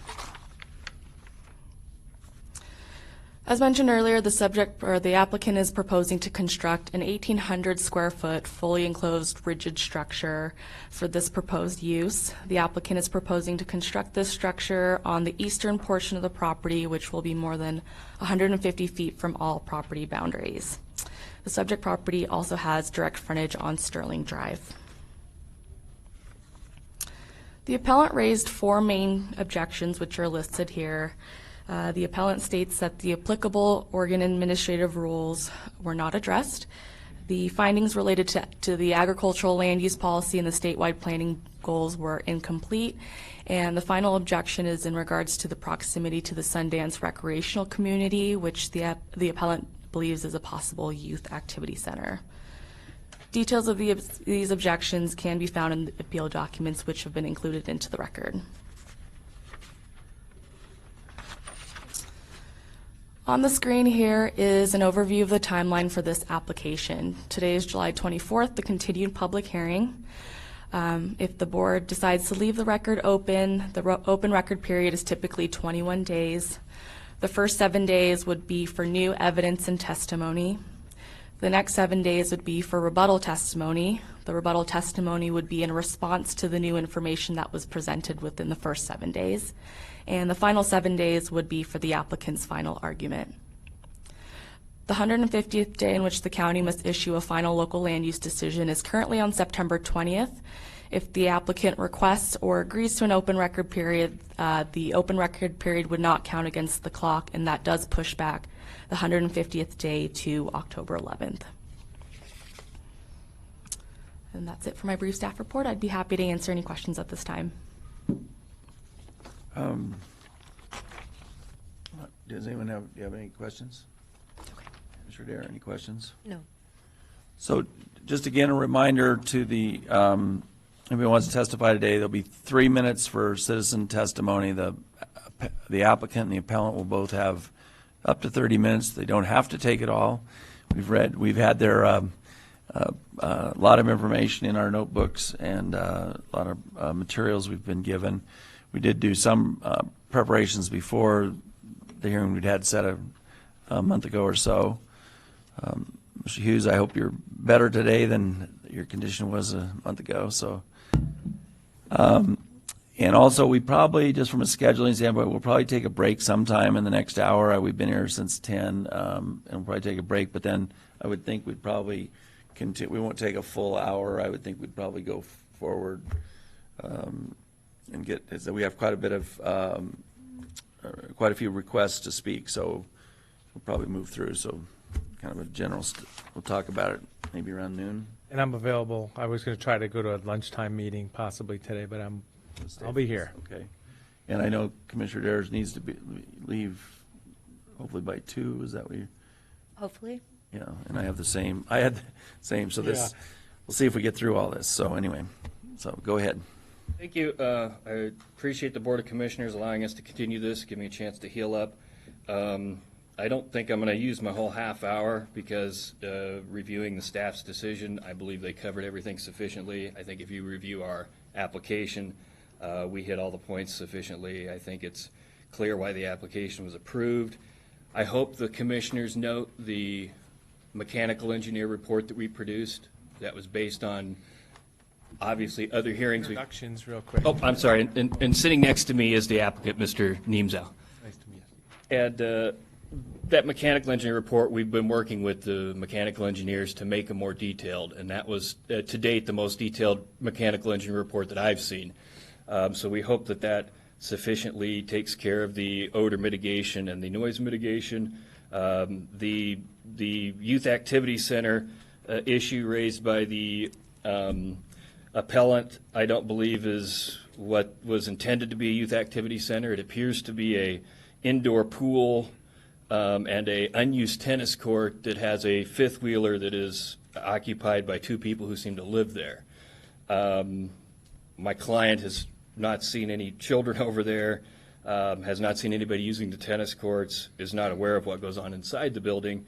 But of course he is concerned that he doesn't want his neighbors to be offended by what he's doing, so he is prepared to plant trees and bushes in that area so as to shield his property from the unused tennis court and indoor pool that is over there. I also don't think it qualifies as a youth activity center because the general public is not invited there. I could not just show up and take my child there. It's private property. It seems to be some sort of timeshare situation that they have there involving campers. And so I just don't think it qualifies as a youth activity center. under the ordinance that was passed by the county commissioners, and I'm not sure if the 4-H decision has been made by LUBA yet, so that might be a little more controlling, but I think it's on the same lines of that, except it's even farther removed from a youth activity center than a 4-H situation, because a 4-H situation is where the general public and 4-H members are invited to the property, whereas in this particular instance, general members of the public aren't invited there. You have to have ownership interest in the property to be able to use those facilities. So I see it as more of a private situation, more like a private pool, basically. So with that said, with the mechanical engineer report that I think is sufficient, and the very fact that this property is undeveloped, so Mr. Neemsau is amenable to any suggestions that the commissioners will make to help mitigate the situation. He doesn't want his neighbors to be upset. That's why he's using a very small scaled production like this. 1,800 square foot is extremely small scaled production. And if you've seen the property, and Commissioner Dare, sounds like you drove by it, you would not be able to see that building from the road. As you can tell, the property has a pretty good ravine that goes down into it, and then a good ravine that goes up.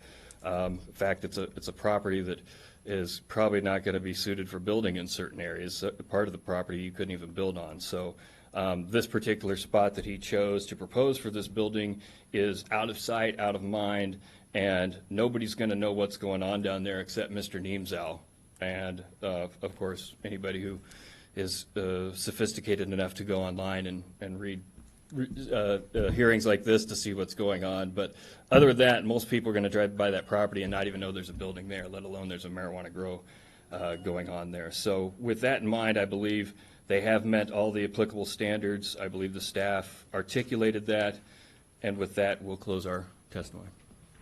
Great, thank you. You know, as you mentioned, or I'll start out with some questions. We've got kind of a worksheet here of the variety of issues. One, you didn't really address some of the things raised by the appellant with regard to land use law, or do you want to do that, or do you want to wait till after, during rebuttal, or? Well, I don't know that addressing whether or not Deschutes County is meeting its statewide planning goals is part of the criteria.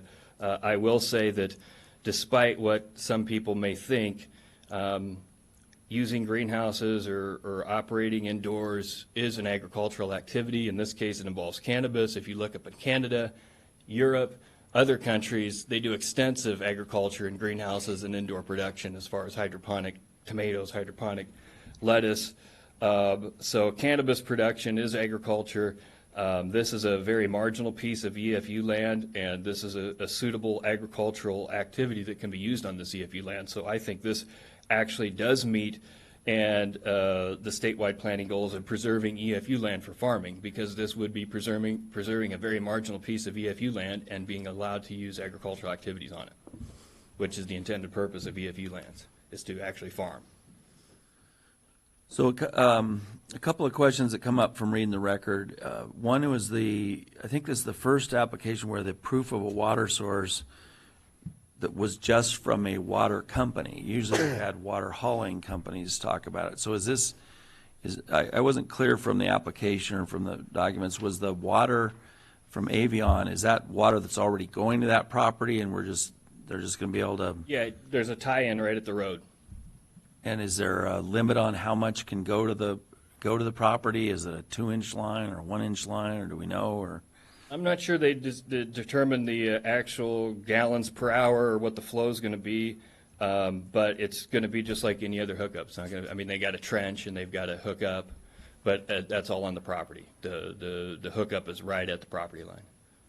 And so Avion supplies houses and potable water. I mean, stuff you can drink. It's not irrigation water. So is it your position that they can use however much they want from that source, or is there any restrictions on that? Or well, I would say that Avion is a community water system, and they qualify and have, as our application indicates, are willing to provide the water for cannabis production. Now, I don't think like a typical well, where you do have certain limits on your industrial use and your commercial use and your half acre of garden and water, those don't apply to Avion. And my understanding is they're just going to bill for how much water they use. I will say that a small scaled operation like this will use less water than a typical house in their half acre of lawn.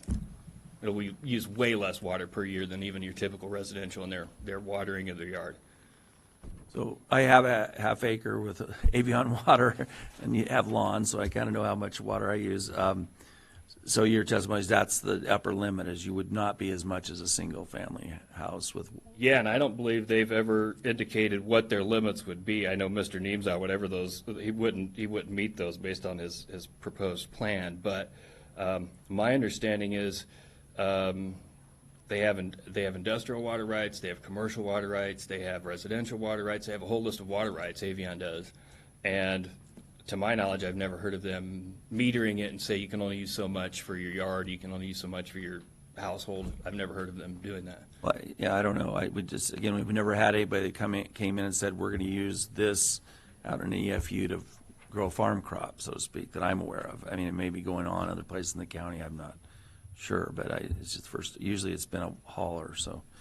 And the other thing, the relevance in part is there's been a lot of letters, people saying the Avion system's weak in the next door neighborhood as it is. There's a lot of concern about it being kind of overtaxing the system, and I don't know about that. I'm just saying. Yeah, again, this proposed operation will use less water than your typical residential would use in a year. Okay. Questions, Commissioner Dare?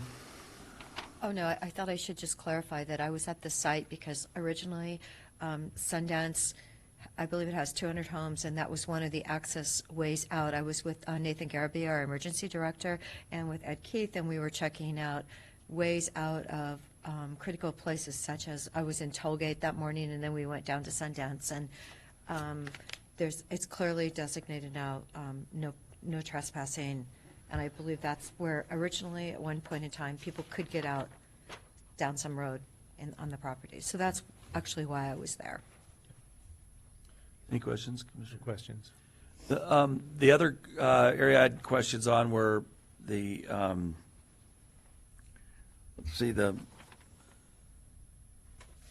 besides the water was the youth activity center comments you made were that when the applicant's been there, he's never seen people using the pool or the building. Is that as clear as I can? Is that a fair restatement of what your testimony is? I've never seen anybody outside except for the people that live in that trailer. And there's going to be other testimony, I think, based on the letters that it is used. How often have you been there, and do you live there, or what's your frequency of observation, I guess? I'm there, it just depends on the week, but at least a couple times a week, I would say. I've never seen, like I said, I've never seen anybody except for the people that are living in that RV there.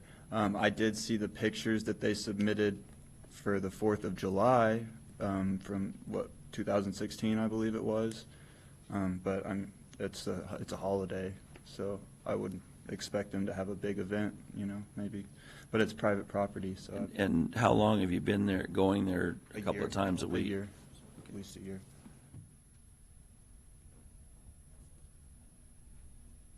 Okay. All right. Anything else? Thank you. And you'll have an opportunity to do rebuttal at the end of the hearing. So that'd be the time now for the applicant, and so you guys can return to your seats, and the applicant can come up. The appellant? I mean, excuse me, the appellant, yeah. The applicant, sorry. Yeah, the appellant and their attorney.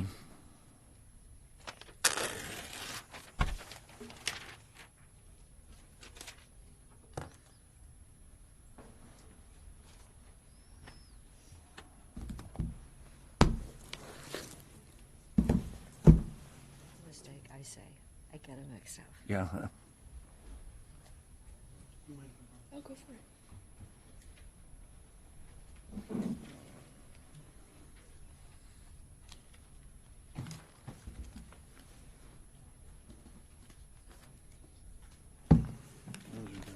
Those are not for the commissioners. Okay.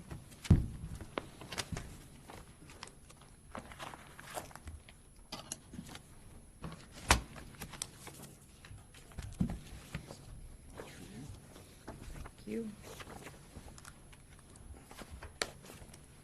First, I don't know how many of these I need, but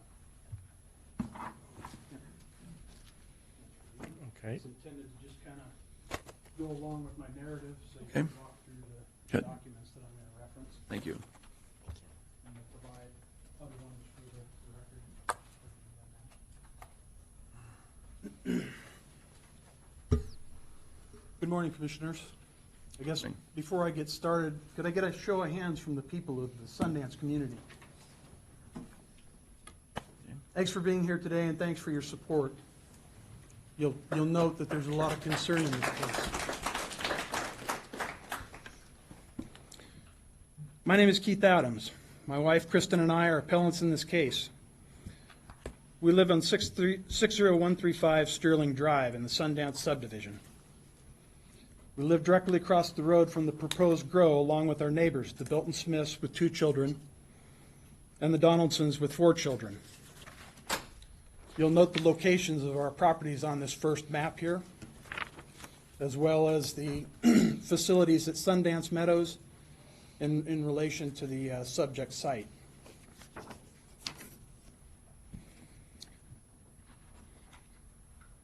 We are here today in appealing this decision on behalf of all Sundance Subdivision and Sundance Meadows Ranch. I also have with me Norm Sunholm, a member of the Board of Directors of Sundance Meadows Ranch. He has a demonstration of their formal opposition to this grow and support of Sundance Subdivision's appeal on their behalf. He'll also be reading a statement into the record from the President of the Board of Directors of Deschutes later. First, Sundance Subdivision concerns. As part of keeping everyone in Sundance Subdivision informed, my wife and I have heard all their issues. There are 4 primary concerns. First, the potential for crime and harm to youth. So are you reading a letter now, or is this your statement? This is my statement. Okay. Yep. And then are I'm we not a supposed to professional follow? speaker, so- No, that's all right. I'm just trying to follow along. So should we be following along with this, or? I'll reference the documents. Okay, good. Thanks. Time. Thanks. Yep. So first, the potential for crime and harm to youth. This marijuana grow will be an attraction to criminals of various types. The homeless camps in the Horse Butte area that we have had ongoing theft issues with now have an additional reason to come into our neighborhood. 2, there are criminals that specifically target grows. These criminals will now also be brought into our neighborhood. Third, the temporary grow help will also bring an additional potential for crime. Exposure to smell and sound. If enforcement was good, maybe this wouldn't be an issue, but enforcement is difficult and poorly staffed. The Commissioner's own board meetings with local law enforcement have underscored this problem, and the numerous neighbor complaints and other cases that we've seen suggest compliance by growers is bad. Next, use of residential roadways. Residential subdivision roadways intended for residential use are being used for a federally illegal activity. We in Sundance subdivisions are not okay with illegal drug trafficking through our neighborhood. You'll note from this document here in the show of hands the opposition from our neighborhood to this grow. There's 57 people that we could locate by address on this. So it's not really wanted here. In conclusion, living in a residential subdivision ought to come with the reasonable expectation that we won't be subject to these impacts. The code and law should change so that this can't happen next to a residential subdivision. A marijuana production facility is inherently not harmonious with a residential subdivision for all the reasons mentioned. There is already precedence for an application denial from the appeal decision in the Evolution Concept case near Redmond. I urge you to weigh this heavily and on this basis alone deny this application. Are you done? Nope. Oh, okay. Just wetting my whistle. Okay. Next, I want to address the yak at Sundance Meadows Ranch. First, a description of Sundance Meadows Ranch. SMR is a 900-acre, and I'll refer to it as SMR from here on out. SMR is a 900-acre, member-owned member-owned, lawfully developed, operated, sorry.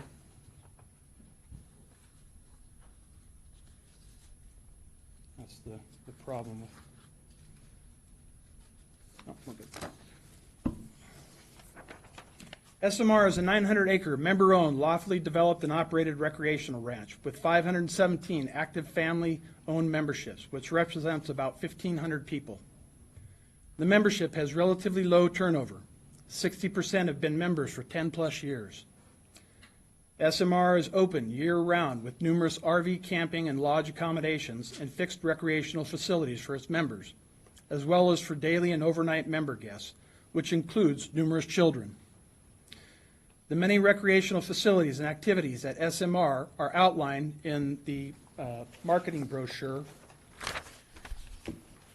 which you'll note here. Want me to hand these out? No, they have them up there. Okay. Which shows all the various facilities that they have for recreation and youth recreation at the ranch. In addition, you'll find a copy of their webpage that also notes the different things that they do at the ranch. And to go back just a bit from the neighborhood issue, I forgot to mention that Shane Nelson had provided a letter into the record. And he hasn't done this in many cases, but he saw fit to do it in this case. So in any case, this reinforces our message that it's not wanted. So, a very important point of clarification from the staff findings is that the indoor pool and court area referenced in these documents, focused primarily at youth activity, are only 150 feet to 300 feet from the proposed grow, well within the 1,300-foot code setback. You'll recall the pool and court area were shown in the first overhead from your handout. Now to directly address points of disagreement with the staff findings. I have a copy of that for you here for your convenience in the package. First, staff has acknowledged that SMR might be a yak. However, that did not specifically identify the pool and court areas within the code setback. Second, the definition of activity. In the findings, it's suggested that youth activity is tied to a narrow definition, 5B, a form of organized, supervised, often extracurricular activity. This is a staff extension and interpretation for this board in the Waveseer case. However, this board has not made such a formal determination on the definition of activity or yak. My wife and I were at all the proceedings for the Waveseer appeal, and we had a different takeaway from the hearing and deliberations. What we heard at one point was, and I quote, "The language has more to do with a more literal interpretation. It's a place where youth are active, and it's centered there." From this sentiment and the fact that the application was denied on this basis, we believe from what we heard that activity as it relates to yak is broader and simpler, more in line with 1A, the state of being active, behavior of a particular kind, such as physical activity, or swimming, for an example. This definition is broader and does not require that it be either organized or supervised, although SMR has numerous elements of both. An example would be a park. Kids come to play in a park. They're active. They're not closely supervised, except by their parents. They play for the simple fun of it. I don't think many would argue that a park is not a center of youth activity. In fact, parks are specifically protected by the 1,320-foot setback. Third, that youth at SMR are temporary, or youth at SMR are temporary. The findings make a point of saying that the youth at SMR is temporary, likely only during holidays and school breaks. First, I dispute that somehow this is relevant. The code does not say yak for non-temporary youth, or on a permanent basis, or for permanent residents. I asked this board to protect non-resident youth at SMR, or anywhere in the county, for that matter, with the same concern as that of a resident youth. Is the protection of a non-resident youth visiting the county somehow less important? Second, youth activity at SMR, and more specifically at the pool and court area, are hardly temporary. The pool and court area are permanent facilities. These facilities have been there for several decades. They're intended primarily for youth activity. They involve significant expense to construct and incur ongoing costs for maintenance and utilities. Also, SMR is made up of owning members who invest in memberships and come with their families several times a year, year after year, with their children for long periods of time, as much as 120 days per year. That is why they have memberships. None of this seems very temporary.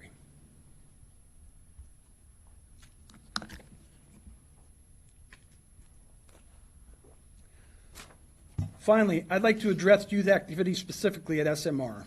The next photo in your handout is titled Additional Photos, 4th of July, is a combination of some new photos from the most recent 4th of July events and also from those that were submitted into record. You'll see children involved, and you don't have to go through this all now, but you'll see children involved in numerous ways. Children's parades, kids on horseback, a watermelon contest, a barbecue, hay rides, ATV rides, rodeo events, scavenger hunts, dunk tanks, and much more. These are just examples of organized event-related activity that involve youth at SMR. In addition, they recently had a Boy Scouts Jamboree also on the 4th of July weekend, just to make a note. SMR also has various organized and regularly scheduled and supervised activity, things such as fishing contests, horseback rides and ATV rides, miniature golf tournaments, and many other activities throughout the property. You'll see from this next handout examples of daily activities at SMR, and a lot of this is organized and scheduled. Can I ask you about these pictures? Are these all this year's pictures? No, no. This is over a period of time? By its nature, because I'm a third party and they have a membership that's kind of scattered, to pull together photos from that kind of a body is complicated. What do you mean you're a third party? Well, what I mean is that I'm not a member of Sundance Ranch. I've been working with them, but they have a business to run. Okay. So my access is impeded, as is their ability to help me gather information, because this is not their full-time job. It's kind of like if yesterday they came up with income taxes, and all of a sudden they said, oh, by the way, you need 5 years worth of tax returns. Well, I haven't been saving them. So to put together that kind of information in a short period of time is not easy. No, I'm not being critical. I was just wondering what the scope of time was, and if These have generally been over the last 5 years, with most of them within the last 2 to 3. No, I selected these are all them. dated, so this is good. well, there's one packet that Right, it is not says dated. example. Yeah, and I'll get to the photos of the pool. These were selected not so much on time as they were for kind of the variety of activity there. Although they're all, again, recent enough. And you can see the photos, they look pretty recent. You mentioned the scout group. Yep. How many scouts, according to the notes, it says 1,100. How many scouts came on the 4th of July? I wasn't there, but Oh, well, we can, That is something that they are planning on doing. We haven't heard back from the Boy Scouts, but they came out, they looked at their property, and they want to have several jamborees out there. So they're in the process now of coordinating that. And Okay. also there is a youth group that comes. You know what, I think, so this is all in the record, so we'll probably have to are you planning to testify? I can. Yeah, so maybe you could tell us more about that when you come up, because we're recording this all in this as a land use hearing, so. And Ron Hauser, he's another Board of Directors member for Sundance Meadows Ranch. And, I've maybe stepped in a little bit because it sounds like maybe they were planning to have the Jamboree. It wasn't done on the 4th of July. So okay, my mistake. thank you. So there are 100 to 150 people at the ranch at a time during the summer when it is nearly fully occupied. Anywhere from 50 to 75 of these people can be using the various recreational areas at one time. Many of these are youth, and most of these youth use the pool and court area. But to the larger point, by its very nature, all of SMR is a youth activity center. Finally, activity at the pool and court area. The pool and court area involve youth engaging in swimming, basketball, tennis, pickleball, and other hard surface activities, as well as picnics in conjunction with all the above. The pool requires adult supervision and is available to youth anywhere from 10 a.m. to 9 p.m., spring through fall, sometimes year-round, depending on the year and their funding. The pool has youth swimming anywhere from 16 to 18 at a time, peaking during the summer, weekends, and events. You'll note the pictures here of the facilities. You can see the one with the door and the posted time and that, as well as the indoor nature and the state of the facilities. They're really very nice. As well as the outdoor pickleball court. And I'll admit, the tennis court is in a little tough shape. But we just came through an economically pretty difficult time. They have been involved in trying to restore these facilities, and their focus first was on the pool in the building, and then on the pickleball court, which you can see is in good shape. Is the pickleball court the one next to the building? Yeah. Okay. And the tennis court is the one by the RV? The tennis court is the one, you can sort of see it behind the basketball hoop here. But it's admittedly, it's got some grass, it's got some cracks and grass going up through it. But the pickleball looked the same way maybe 4 years ago, and they patched all the cracks and they resurfaced it and repainted it, and you can see the result. So that's their plan for the tennis court. But it's like any business, they have a priority. So I have really I've been hoping it would become clear as I look at everything.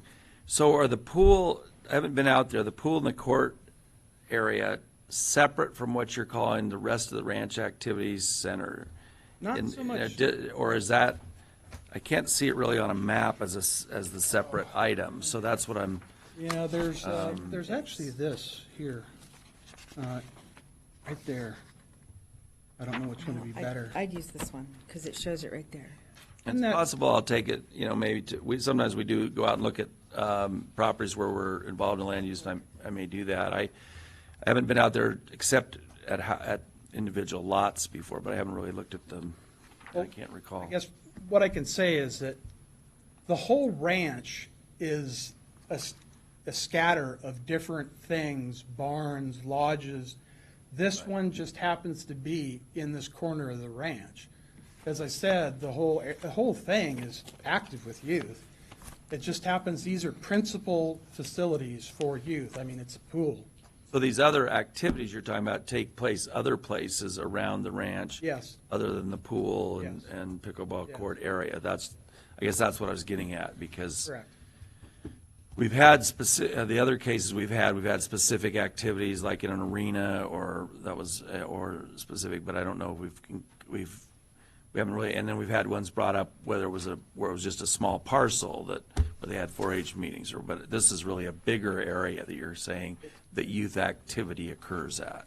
If that's 900 acres. 900 yeah. acres. I know. Well, you're saying, but we haven't really had one where 900 acres was called a youth activity center. So I guess I'm I trying don't know what else to to call it. narrow it in. Is it? Yeah, Are the you photo saying you that got part of there it? is an overhead photo of the property. Okay, so this is, so this spot is where the pool is, then the building there is where the pool is on this map? Yes, Okay, and the pickleball court and all that. right, so you can see that, okay. And then from, You can also look on Exhibit G in the appellant submittals, you which can is kind of this. see the nature of the property. This. Oh, yeah. Yeah. But there's also embedded in here a very high-level overview map. So you can kind of see all the facilities in context, although all the facilities aren't marked.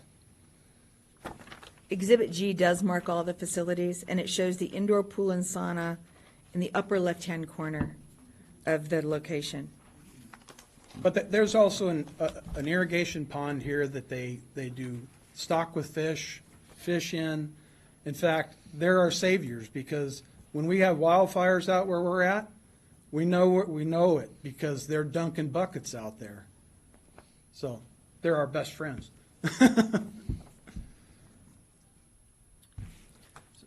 So just so I'm clear, because a lot of the talk specifically about that small area where the pool and the courts are. But you're saying, as the appellant, you want us to identify the entire 900 acres as a youth activity center, or kind of trying to put, this, as you know, the youth activity center language is only that long in the ordinance. So we've ended up defining it, and there's been times when we've rejected something being a youth activity center as a board. So it's not, so we're trying to see what the scope is, and this is, I understand. I guess I can't help with that decision other than to say, by the nature of this ranch, I mean, it's a ranch, there's things all over. Kids are running around all over the place, playing in fields, going to the horse barns, going to the pond, going out trails into the BLM. It's the best thing I can say is that the whole thing is kind of a youth activity center. But most specifically and directly, those facilities are right there and within the setback. yeah. So whichever I was way. not aware of that specific area, just your testimony is doing a lot broader. Ms. Dixon, can you help a little bit with this in terms of what? I Plain. can, Yeah, if he's when you- finished in the 8 minutes I have left. Well, we're all right. Yeah, we'll have time to, because now we're into us asking questions, so that's fine. So go ahead. What I can do is I'll finish up and then Liz can pick that up from there. Okay, perfect. So the pool requires adult supervision, is available to the youth, and I've gone through that. But I know Mr. Nemzo mentioned something about the trailer with people living in it. You'll also note from that photo that trailer is there. That trailer is intended for the supervision of that area and safety of that area. Those people there are camped there and always there, and if it's not them, it's somebody else, because it's a remote area of the property, and they've had trouble. In fact, they've had some trouble with Sundance kids coming in and breaking in, but that's beside the point. Imagine that. So they put that trailer down there, and those people stay there. And Beth Leslie is the person that's currently there, and she is one of the people that put the affidavit that's in the document. She's a pool supervisor. On page, Yeah, exhibit I. camp host. It's really simple, similar to a campground host. So that's an explanation for that particular item. You'll also note from these photos, and I mean, you can see, and these are recent photos, you can see the level of activity at the pool, and this was, one weekend and another day and then another weekend, and then some other photos of the pickleball court and that we put in there. But I mean, it has a lot of youth activity. And to So, I mean, one of the things in the record that's we just heard the applicant say that they've never see anybody there, so then you have pictures with a lot of people there. I'm trying to get my head around that a little bit. Here's the thing, I mean, to try and characterize the activity of an area, I think about just 4-H activity. I mean, all day, there's nothing going on.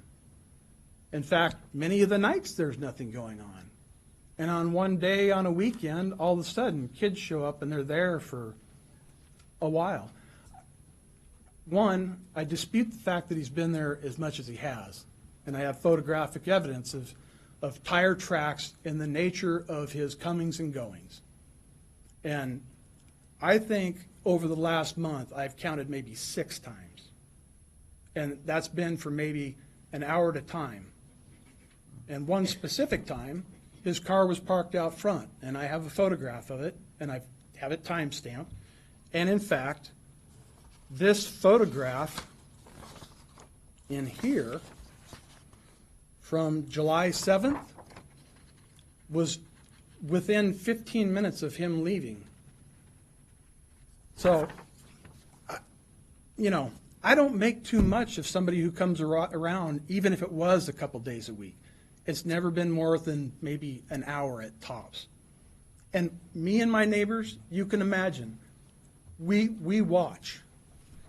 and it's a gravel drive, and it's an asphalt road. You see when everybody comes in and out, and if there's a lot of tracks, there's a lot of dirt, and there isn't a lot of dirt. Does anybody keep a register or a list or, records of use of the facility? Is that, I wouldn't expect it, but I'm just asking. I can answer that. The facility. Can you identify yourself for the record? You have to, I'm- prepare an oral record. Yeah. I'm Norm Sundholm. I'm on the board of directors at Sundance Meadows.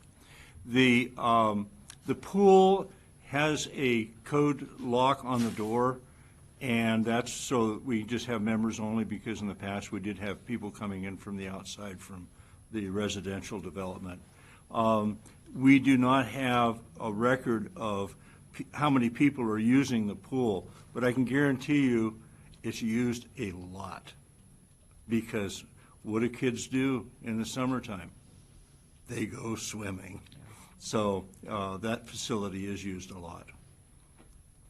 And again, it's kind of like the tax return thing. They've never had any reason to maintain records of people coming in and out of a pool. But anyways, you know that.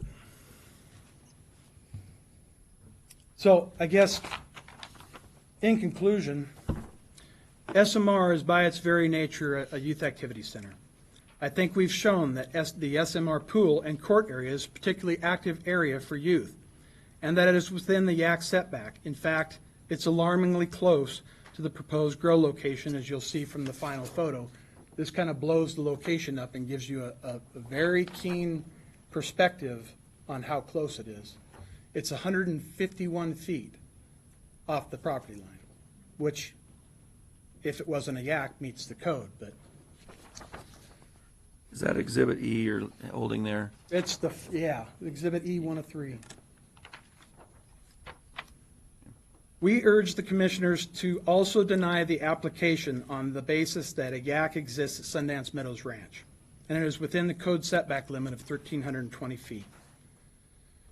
I appreciate your time this morning to hear our appeal. If you have any questions, the folks from Sundance Meadows Ranch, myself, and many living in the Sundance that are in the audience are here to answer them when you're ready.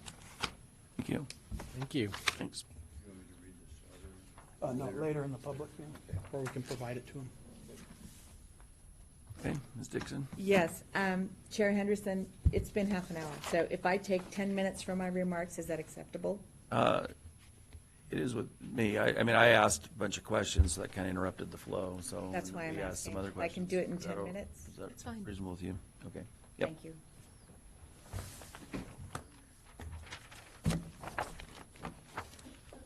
These are additional for clarification, which I will reference.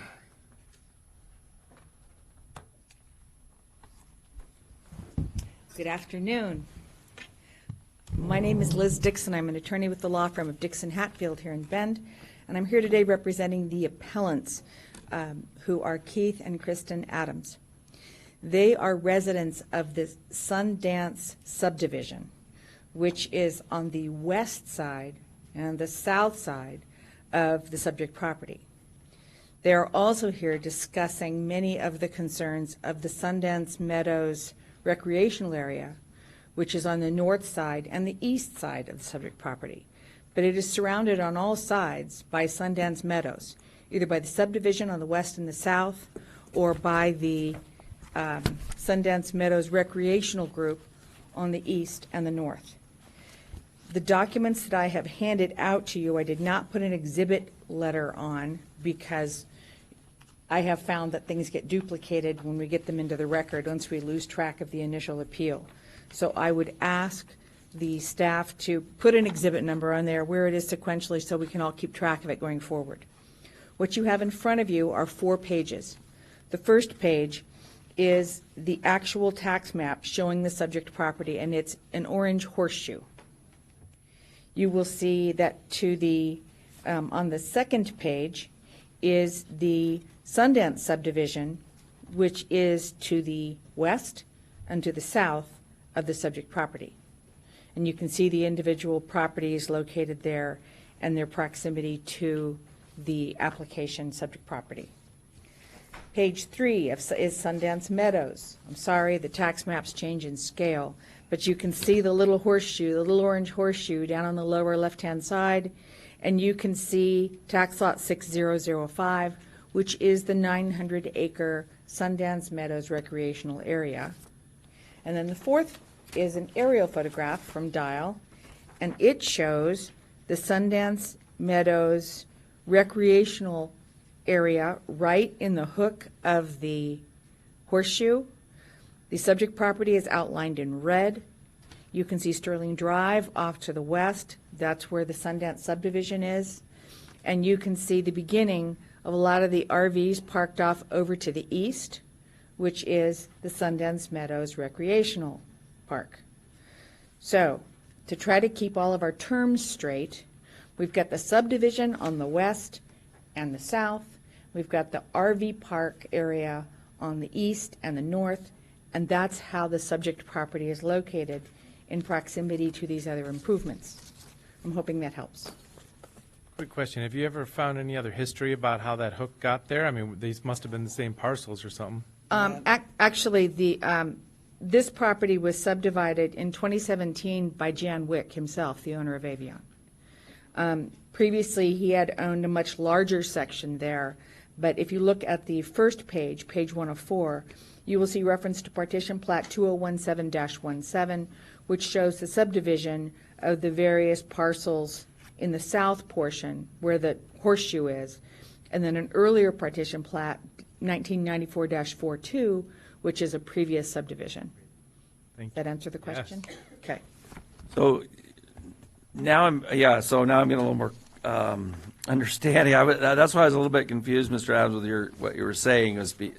So are the members of the subdivision also members of the recreational, or is that all called go ahead. They were. What we know is that when this whole area was initially set up, everybody was intended to use the recreational area. Okay. There have been a number of subsequent transfers, and at the present time, the members of the Sundance subdivision do not use the recreational facility, but the Sundance Meadows recreational area, it's part and parcel of what they do, and it's included in their membership. So until recently, the Sundance subdivision people also use the pool, tennis court, the court area. But currently, to the best of our knowledge, they do not.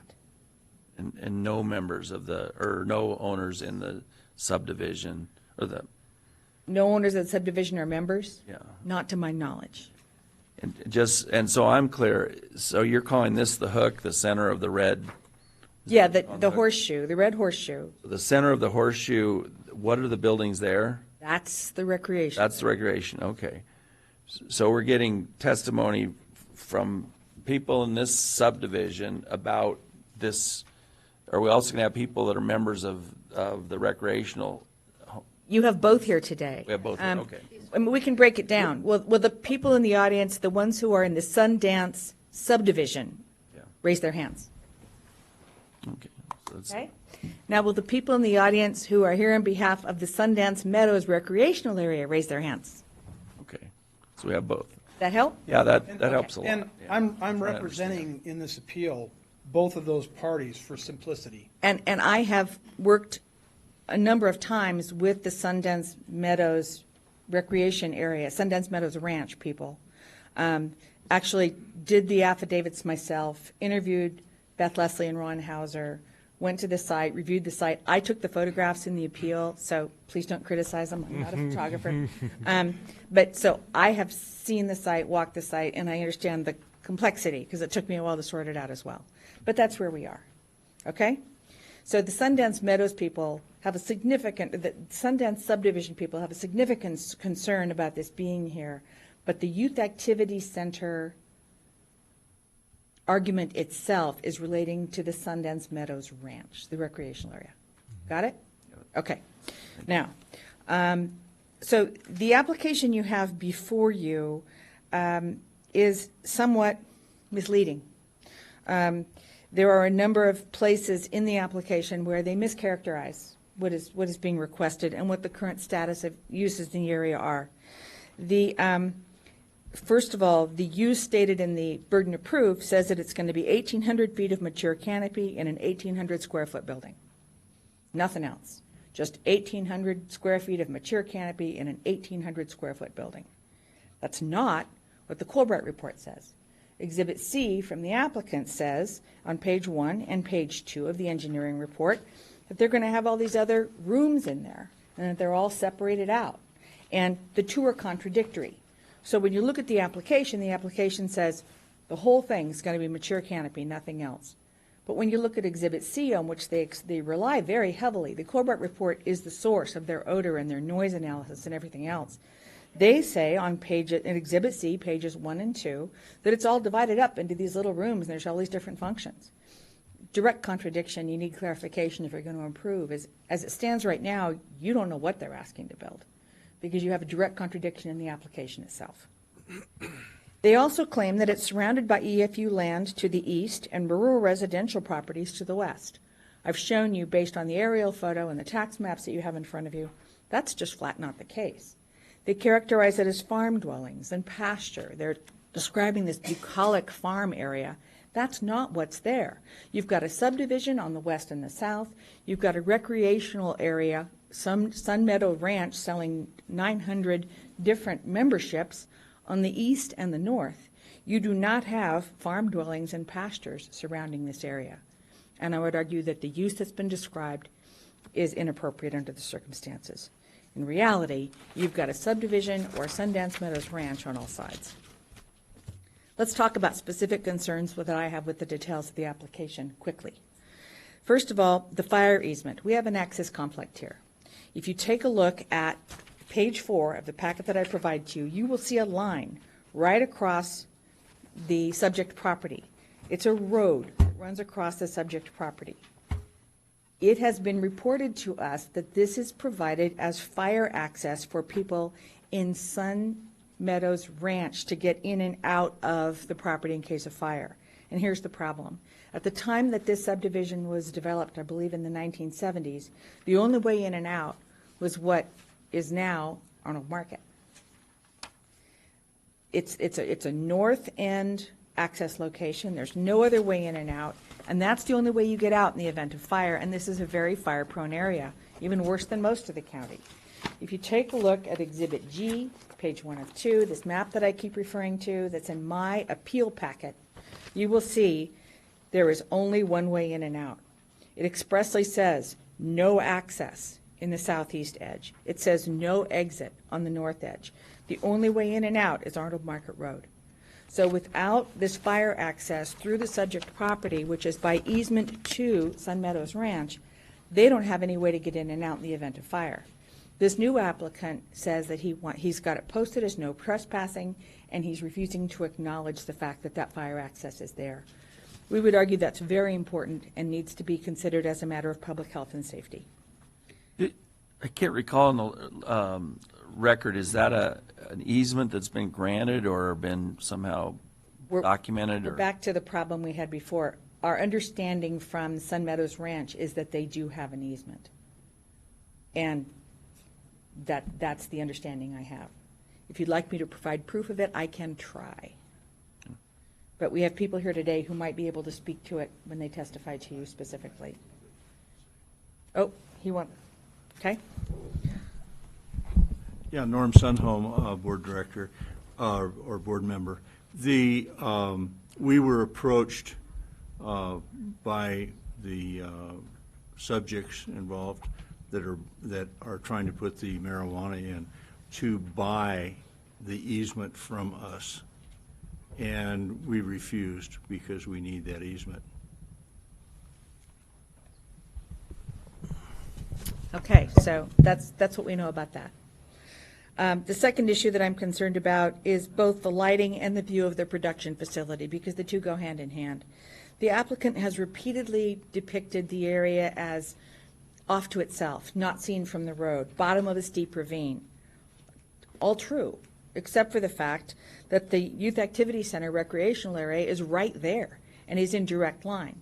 If you take a look at the photographs that I submitted into the record as Exhibit F, If you look at page 305 at the bottom, you will see a very clear line of sight from the court and pool area to the place where he is already making improvements on the property.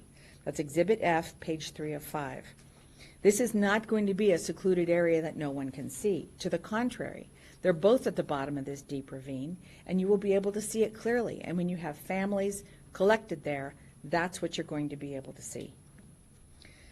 My third concern is with regard to screening and fencing, which is related to the second one. Again, related to the photos in my Exhibit F. There's currently a dilapidated barbed wire fence that separates the recreational area with the area where they propose to build the marijuana facility. The barbed wire is loose. It shows in the photographs that I sent to you. It's put on those old metal wire posts. Any kid, my 4-year-old grandson could go through that fence like nothing. Okay, so the current fence that is there is not going to protect the kids who are there from the marijuana grow facility.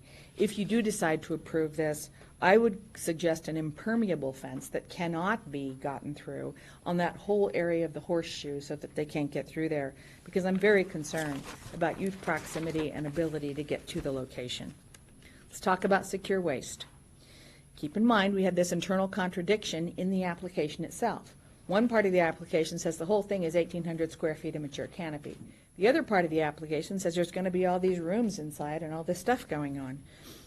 Your code says they have to have a secure receptacle. They haven't shown you where that is. They haven't shown you that it's secure. And particularly in light of the fact that they're so close to these kids recreating there all summer, I think it's critical that it be shown in the site plan so that you can verify it when you go out there and look at it and go through inspection processes. Right now, I don't think you know where it is. They haven't told you. We've had 4 new site plans submitted since July 3rd on this application, and I'm still not seeing it. We're trying to keep track of the site plans as they come in. Since this July 3rd? Yeah, 4 new site plans. So I guess we can find out from the applicant, what one are we to rely on? Because I remember that it's, Yeah, that would be a question for the applicant. But there's no room in the 1,800 square foot building because it's all mature canopy based on the narrative that you have in front of you. And we would ask that if you do approve the application, that you specifically require a place so that you can do the verification on inspection. Let's talk about setbacks, and that's where we get to Youth Activity Center. The proximity to the recreation is governed by 1816 330 B6A4, okay? And what it says is that the applicant's property line must be at least 1,320 feet from a youth activity center. The applicant's property line is about 150 feet from the youth activity center. So do we have proximity? Definitely. So the question becomes, is it a youth activity center? The staff report talked about High Desert Nectar LLC, the 2018 decision, where they said a 4-H meeting facility was not a YAC. But then they talked about the Waveseer 2019 decision involving the current panel, which found that weekly youth-oriented equestrian meetings, regular 4-H meetings, were a youth activity center. What do we have here in terms of facts compared to a weekly youth-oriented equestrian and a regular 4-H meeting? We have daily youth-oriented swimming, daily, not weekly. We have court games, we have picnics, we have horseback riding, and we have court games that are actively involved both in a formal and an informal setting. You have a lot more activity here involving youth than you have had in any prior application before you. So I want to follow up with what I was kind of asking Mr. Adams. So is that, when you get into the horses and all the other things, so you're going outside what we're calling the horseshoe, which is where the pool and the court, you're going into the rest of the recreational. You want to know where those events happen. Yeah, since we're now talking about that whole area, I wonder what the 1,300 and, like what's the radius, how far out into this area does that go? Has anybody looked at that? Or the current, so. I'll keep going back to this exhibit that's in my appeal packet, okay? It's Exhibit G, page 1 of 2, and do you guys have easy access to that map? Well, it is here. Okay, let me just bring it up. It's in a pile. You're talking about this one here? Yeah. Yeah. If you, go back and sit down. if you look at that map, you will see specifically where the different events take place on the subject property, keeping in mind that kids on horses don't stay in one place. That's the whole point. You move around. So you've got the indoor pool and sauna, which is the area that's less than 200 feet from the property line. You've also got lots of other activities in the area that also, some of which are within the property line. Now, what I have been told, I think Beth Leslie told me this, was that the horseback riding often involves going down into that area. But the kids don't stay in one place, they move around. And so horseback riding takes place well within the property line. Other activities, but the biggest one is the daily youth-oriented swimming and court activities. Those are well within the property line, 1,320-foot area. Go ahead. I understand what you're saying. So I'm looking at this, what you call 404, and then I see the RVs parked over here, and that 1320 is a quarter of a mile, so it's quite a ways. I mean, it's not, it's a lot bigger than 150 feet. So I'm assuming, but that's, I guess, what I'm asking is, if you did a circle of 1,300, have you ever done a radius through this map? Or if you would I guess like you it- could do it in the future. I'm just, Yeah. I can't tell how far this is by looking at the map. I don't know if it's You would 300 yards or. You would like us to submit to the record a measurement of the 1,320 from all of the applicants' property lines to see what areas are included. Yeah, and particularly with regard to the recreational area, because that's come up in this hearing so much, and it's really easy to measure the pool, and I'm just trying to get the whole gist. We've gotten a lot beyond that today, so I want, so that'd be helpful. We will. Because this really isn't to scale, so it doesn't really. Okay. We will submit a drawing using Dial's measurement tool of the 1,320 around the outside of the horseshoe, which is the property line of the subject property. So with regard to the Youth Activity Center, I think we've determined there's definitely proximity. It's within the 1,320-foot setback. We don't know how much of it is, but we'll get that to you. And also that the activities there are far more than anything that you've ever held was a youth activity center before. This isn't weekly youth-oriented equestrian. This is daily youth-oriented swimming, court games, picnic, horseback riding, etc. In conclusion, it's been described to me as the whole place is a summer camp for kids. That's the way it was described to me by people who use Sun Meadows Ranch. And if you look at the photos from an Exhibit C of the 4th of July in 2016, sorry, we had to block out the faces because people hadn't consented. The map on Exhibit G and the newsletter on Exhibit H, we haven't talked about that at all. On page 3 of 6, they talk about equestrian activities and where the kids are supposed to go and how they're supposed to set it up. But on Exhibit H, 6 of 6, they actually talk about specifically what fun things are there for, I think they're called buckaroos, for the kids to do. And they lay out exactly the things that are available to kids to do, and that's the way the facility is marketed. Let's talk about odor. If you look at the Colbright report, which is Exhibit C in the applicant's package, you will see a couple of things that I would consider irregularities that require further proof in order to satisfy your requirements. The first thing is, on page 1 of Exhibit C, they say no air will be mechanically exhausted from the facility at all. So I'm picturing something's going to blow up like a big balloon over time. If they're never going to put any exhaust air out of the facility at all, ever, I don't understand how it works. I don't understand how it's feasible. I've never seen an HVAC system that air comes into, but it never goes out. And I would question whether that's feasible. My second, and I'm not an engineer, okay? My second concern is on the application Exhibit C, page 7. Again, we've had this problem before. This is carbon filtration, and carbon filtration specifically doesn't know when to be changed. They don't have a way of telling you. It's if there's a lot of moisture in the air, or if there's a lot of odor in the air, or if there's a lot of anything in the air, that's going to cause the carbon filtration material to be saturated and stop working.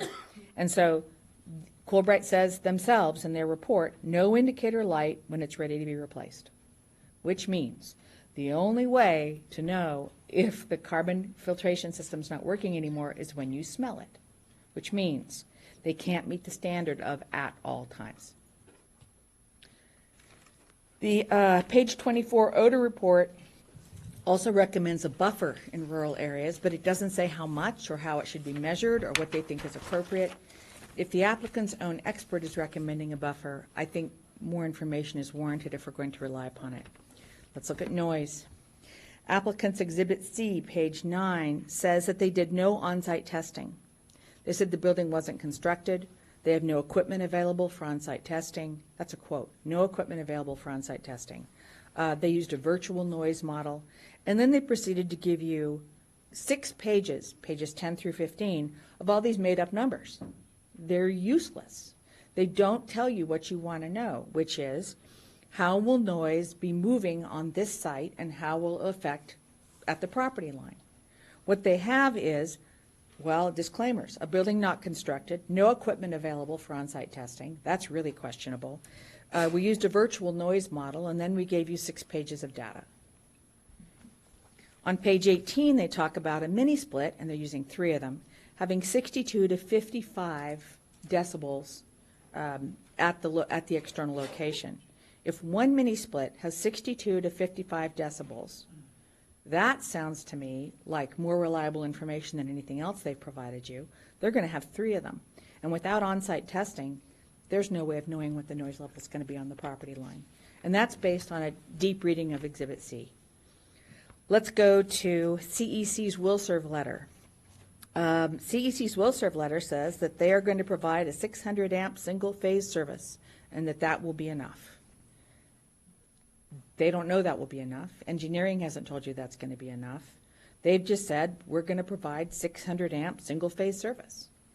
If you are going to rely on that CEC number in light of all the concerns the neighbors have with CEC service, because we know it's wobbly, all right? You need an engineer to tell you that a 600 amp single phase service is going to be sufficient. And without that, I don't think the will serve letter does what you want it to do, which is guarantee that they have the necessary infrastructure.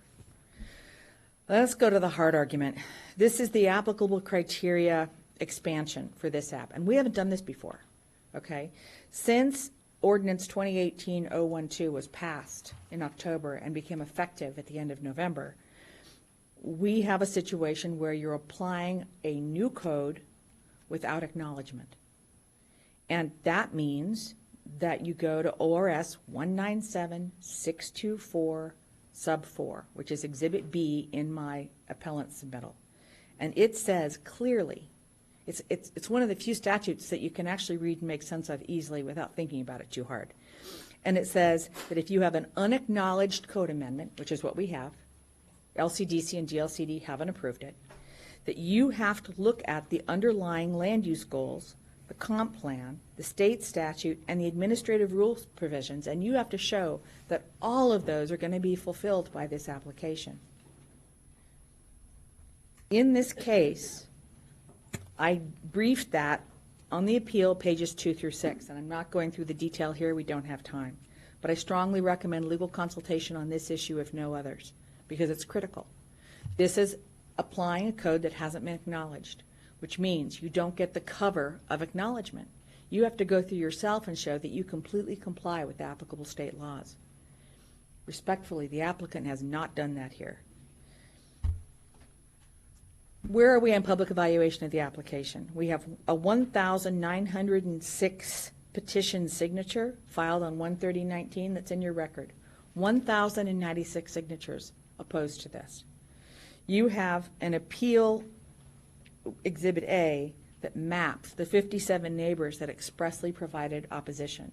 You know who these people are, you know who they live, where they live, many of them are here today. In conclusion, Keith and the petitioner's letters have shown that this application is not wanted in the neighborhood. My job is to show you that it's not legally justified, that it doesn't fulfill the applicable criteria. I strongly argue that this application does not fulfill the applicable criteria before you in light of what you now know about the application, and we ask that the application be denied. Thank you. Any questions, Commissioner Dare? Not at this time. Any No questions.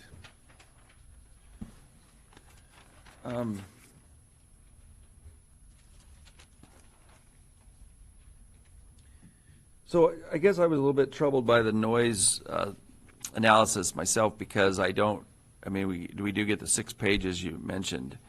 Do you have any specific, are you saying that it's not, we can't rely on a virtual study with that analysis, or are you saying the actual analysis is wrong? Because they don't have a building, they don't have the, and this has come up before, we don't really know how much sound we're going to have. And the ordinance is just that when they're in, it's different than the odor control one, which the odor one, they have to say what they're going to do to avoid it. So we can kind of prejudge it. It's more, this one is that they're not allowed to have this noise beyond a certain level. So I'm trying to know, whether your position on that. Yeah, Exhibit C, if read carefully, provides a lot of questions. They talk about the hardness of the soil surface. They talk about the reflection of the noise on rocks in the area or trees, and how rocks and trees can absorb the noise. I mean, they describe all the variables, and yet they did no on-site testing, and they didn't have a building to test. All we know, based on the applicant's exhibit, is that those mini splits can provide up to 60 decibels or more of noise each, and there's 3 of them. So it goes from 55 to 62 decibels, each mini split. Does that, it's their job to prove to you that at the property line, they're not going to exceed that decibel level. They don't do it. So you're saying they're telling you these are the factors that might affect it, but they haven't kind of analyzed that, saying, therefore, because of these factors, it's going to be this at the boundary. Yeah, it's what you're asking engineers to do in your code is to look at the equipment that's going to be used, look at the specific site, look at the specific building, and tell us conclusively that we're not going to exceed the decibel level. They haven't done it.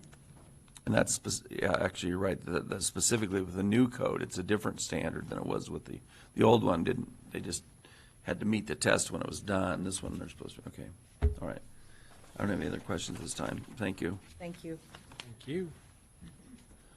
So it's 12:45.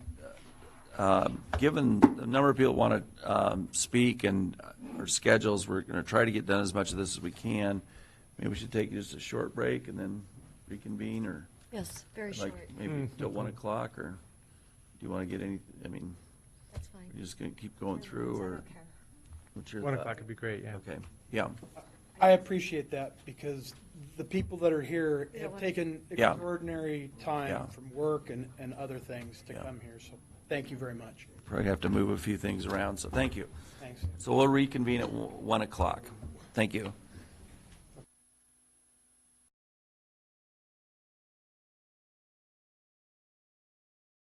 We're going to reconvene the hearing now. We've got a quick announcement from Randy Posey. He's going to come up and, why don't you come up and give a quick announcement? You can stand there at that podium. A commercial announcement. Commercial announcement. Hello, I'm Randy Povey. I'm a resident in Redmond and member of the Buckaroo Breakfast Club. And I'd like to invite the commissioners to come and push wheelbarrows. And you know, it's, as you found out, it's hard work in some of those other positions, but the wheelbarrow crew is the best. Because you just get to push wheelbarrows and dust tables and talk. This is the 100th anniversary of the fair and the 75th anniversary of the Buckaroo Breakfast. A wonderful dinner from 6 o'clock till 10 o'clock. Yeah, it's breakfast first thing in the morning. Starts on, and it's on Sunday morning. Sunday morning. At 6 o'clock in the morning till 10 in the morning. Exactly. Okay. Thank that you. Anyone that's here can go. Bring a wheelbarrow. I have to repaint mine. I think it's looking pretty worn. Oh, you don't know. Don't even wash it. Okay. Mine's all rusted out. We'll wash it when we're done. Okay, thank you. Thanks for joining us today. You bet. So now we've had quite a few requests to speak. And if you are new or hadn't gotten a request in, there are the blue forms that are over here. And if you'll turn them into Sharon, you'll get in the queue here. If we could try to limit your time to 3 minutes. And we'll start with Ron Brooks and followed up by KB Brooks. So if you want to come up here, just sit at the table, introduce yourself, and then Sharon is our timekeeper. There's a bell that kind of goes off that. So. This won't take long. My name's Ron Brooks. I live in Sundance. I just have a brief statement. We moved to Sundance 9 years ago. We wanted to get out of the city and have a nice, quiet place to raise some animals. Most of the people in Sundance, that's what they do. We have a nice, quiet place with tons of wild animals and our 2 mini donkeys, 5 chihuahuas, and 2 cats. We have no street lights out there, so the nights are just pitch black, which is beautiful, nice. And we've heard that our piece of paradise might now be in jeopardy due to this proposed marijuana grow.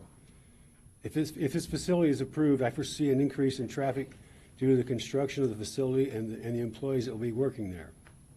I also see a possibility for an increase in crime because a lot of the people who will be coming out to this facility may or may not have any vested interests like we do that live out there. I have some friends that live in the Medford area, and they have one of these facilities near them, and they just hate it. They're telling me that during the harvest time, starting around in August, that the harvesting emanates a skunk-type smell. So for 4 or 5 months, the air is just permeated with smell. And here in Sundance, in this area, Central Oregon, we get a lot of wildfires and controlled burns. And the smoke, as you all know, has been pretty bad the last couple of years. Now you add on top of that this skunk smell, it's just going to be something else to deal with.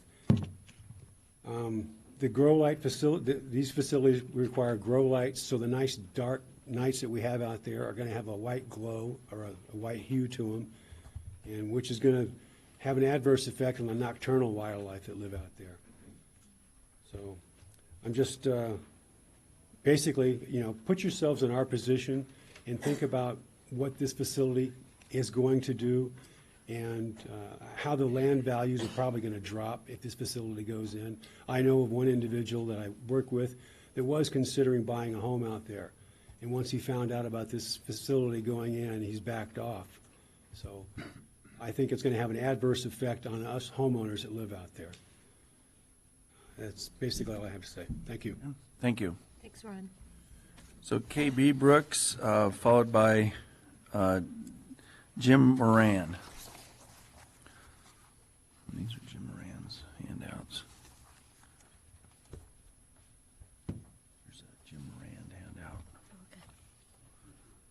I'm going to pass one. Sharon, for the record.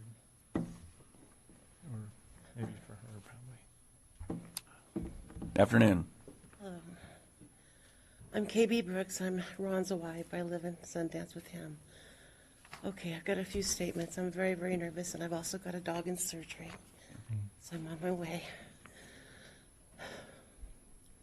While I can understand the medical benefits of marijuana and hemp plants, I strongly disagree with the choice of this grow, considering it is within a very nice, quiet, clean neighborhood presently. I've spoken to a couple of people down south who have experienced living nearby such a grow, while perhaps profitable for the growers, it is not a pleasant crop for nearby neighbors to endure.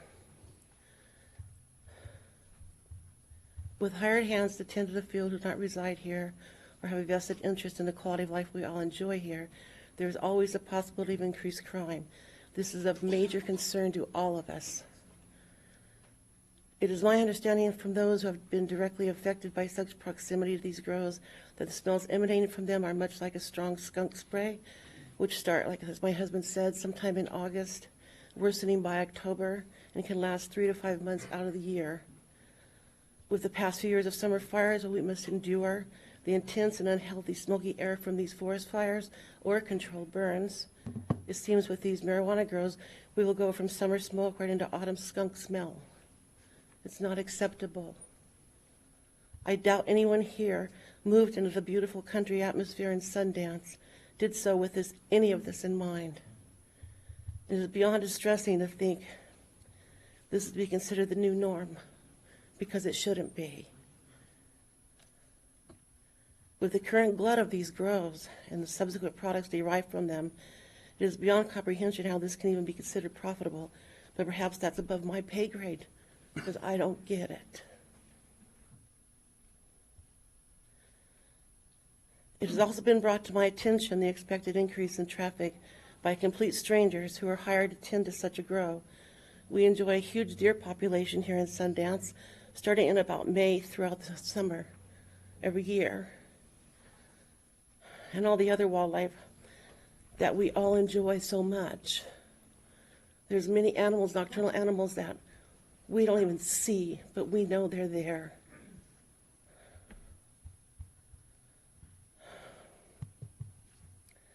So I would suspect that when our precious deer show up around May and don't leave until early autumn, it stands to reason we can also expect to see more roadkill of these deer.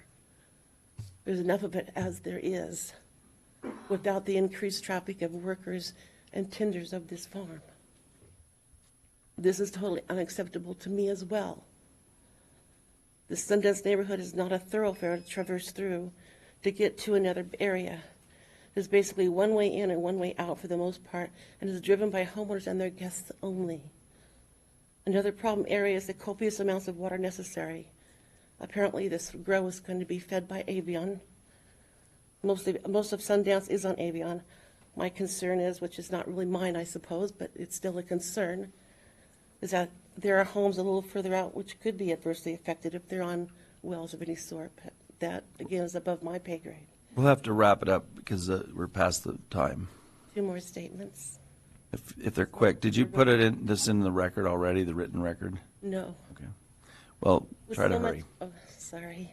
A lot of, With so much available land in both in and around Bend for sale, it's beyond my understanding why this grow should be within any distance of Sundance.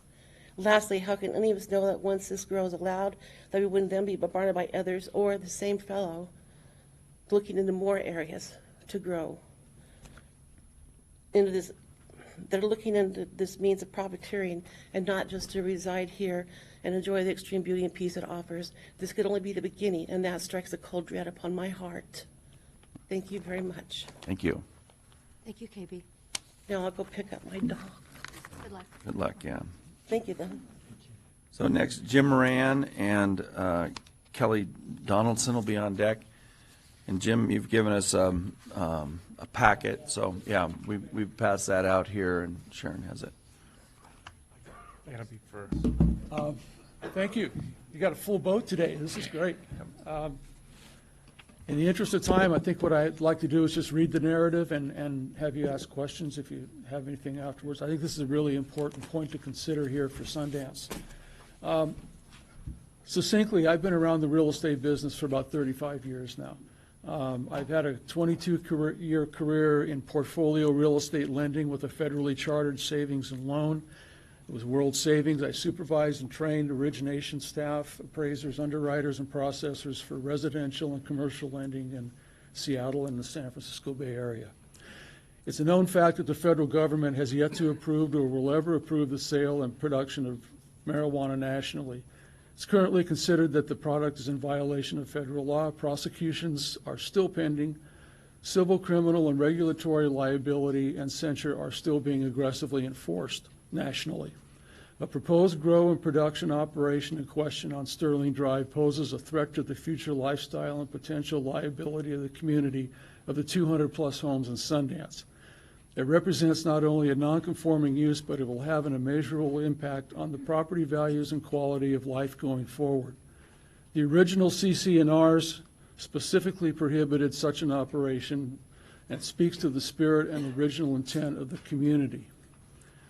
The state of Oregon requires a seller property disclosure statement which mandates full disclosure by a seller to a property in a standard real estate transaction. Among other notations, a seller must disclose any non-conforming or illegal uses to the buyer that may impact the property. This disclosure becomes part of the real estate purchase contract that will be shared with the title company, lender, and appraiser. An appraiser will also make further disclosure and the same disclosures. Title companies, mortgage lenders, and appraisers are federally regulated. In recent years, the new Dodd-Frank regulations have tightened the rules, regulations, requirements, and penalties for violations. The rules, aggressive reporting, and requirements and prosecutions have become legendary. Should this grow production be granted, a seller in Sundance community will be compelled to call out and identify this non-conforming federally legal facility on their seller disclosure. Since the property abuts the subdivision and provides the only means of access and egress for its employees, services, and distribution of the product. And by the way, there's 14 houses on that street alone of Sundance. Upon review of this disclosure, it would be highly questionable, if not impossible, for a federally chartered savings and loan or title company to make a loan or to make a title policy. They will be subject to the federal regulatory prosecutions. Once these facts are brought to light, the real estate, title, and lending appraisal communities, it's not hard to recognize the negative impact that this operation will have on the value and livability of these homes. Note, this information is not about the morality of the marijuana grower production facility. It's just the reality of today's world and the potential impact this operation will bring to Sundance.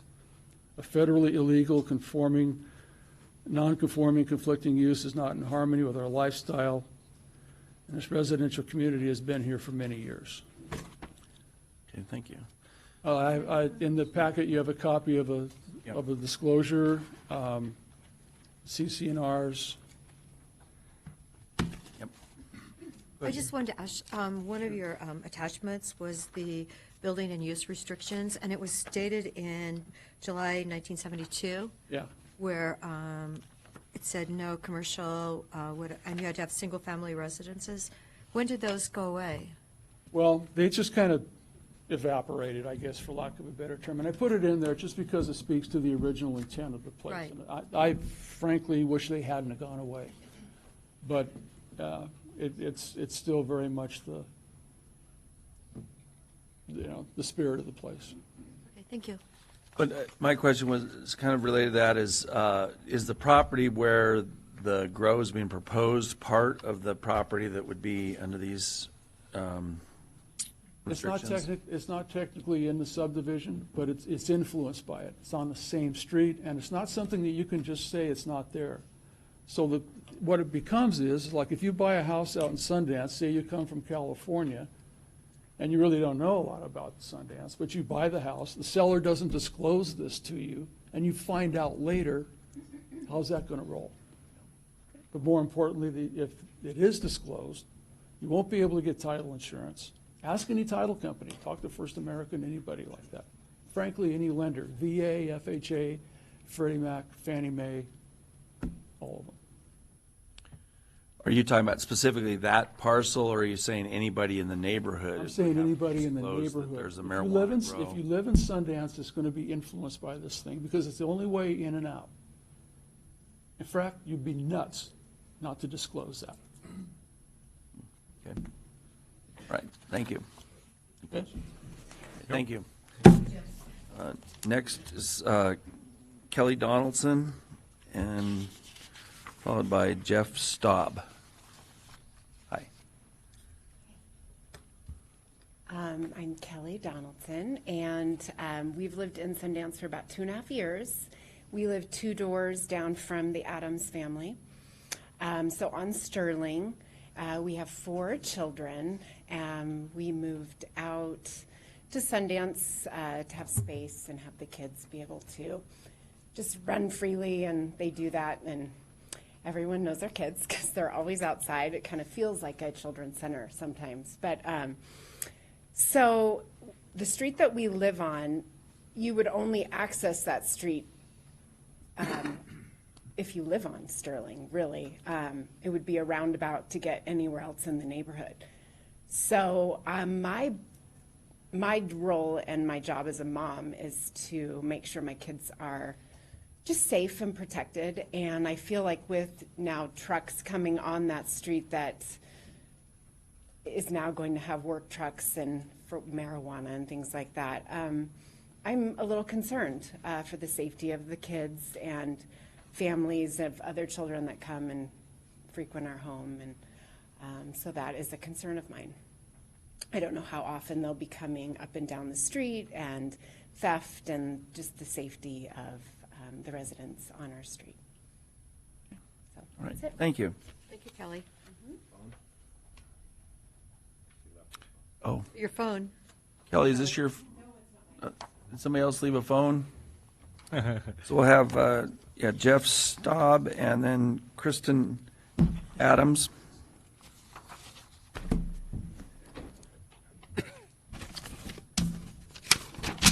Morning, Buckaroos. Morning. My name is Jeff Staub. I live on Sterling Drive. I live right across the street from the proposed build site. I'm an engineer by profession, and more specifically, a compliance engineer. And so, like you, my job is determining new opportunities based on codes and standards. And like today, there are opportunities that we get for feedback. And so I appreciate the process, and I know it's hard work for you guys and a tough position. And so I thank you for the opportunity for comment today.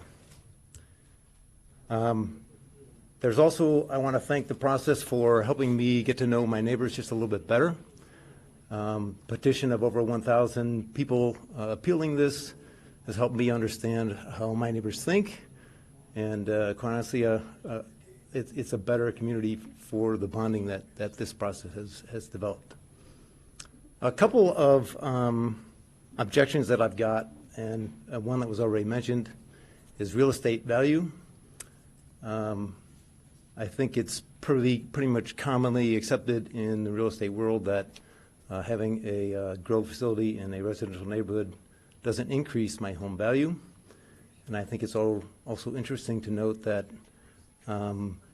real estate agents have to disclose this kind of information, or even I do, although I think I probably wouldn't because I may deter some buyers, and I think we already had some examples of that in our neighborhood. From a mechanical engineer's perspective, I really don't see farming when we talked about what we've heard today. I see a permanent structure with a lot of highly engineered systems inside. And so this sounds more like a light industrial or commercial application. And so once again, this doesn't appear to be the proper application or industry to be putting in a residential neighborhood. And I think there has still been some confusion. Phil has asked quite a few times about whether or not this property is part of the Sundance community. It absolutely is, because there's only one entrance in, and the only access to the said property is through the neighborhood, through Sundance. There's no other access. So it's considered to be part of our neighborhood. A third note, I think approval of this permit is kind of setting up the applicant for failure. If you take a look at the current environment for marijuana grows, the well-published data on overproduction, I think that there's unlikely success of this business to go through. And considering the changes in code, I think he's going to have a difficult time putting a business together, and then our neighborhood is going to be stuck with a defunct facility and what to do with it. Like I asked my staff and engineering staff to do, it's easy for us to be critics. I would offer for some solutions, and I'd like to provide a few of those. One of those is that I would suggest a site visit, and based on a lot of your questions today, none of you except Patty have been out to that site. You'll see that it really is it's a residential neighborhood. This has nothing to do with a farm neighborhood or industrial or light commercial complex. We're going to have to cut off. Do you have a written statement in the record also? I do. Yeah, okay. Yeah, so we'll probably have to cut that off now Okay. if you want to. No, We're that's going it. to have probably an open period where you can put in more information. I'm pretty sure that I will go out and visit it after this because I sometimes think enough comes up in a hearing. Some of our cases, we don't have as much. I as understand. this, in terms of the complexity of the neighborhood or whatever, so. Absolutely. I think it would be valuable to see. All right. Well, thanks for your time. Okay. Thank you. Thank you, Jeff.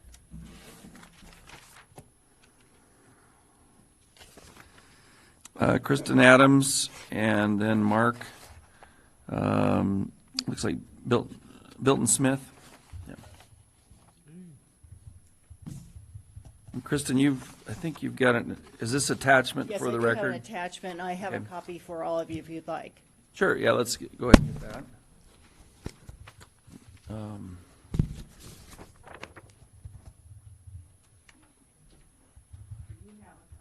Well, I need one for Sharon as well, so, yeah, if we get one more.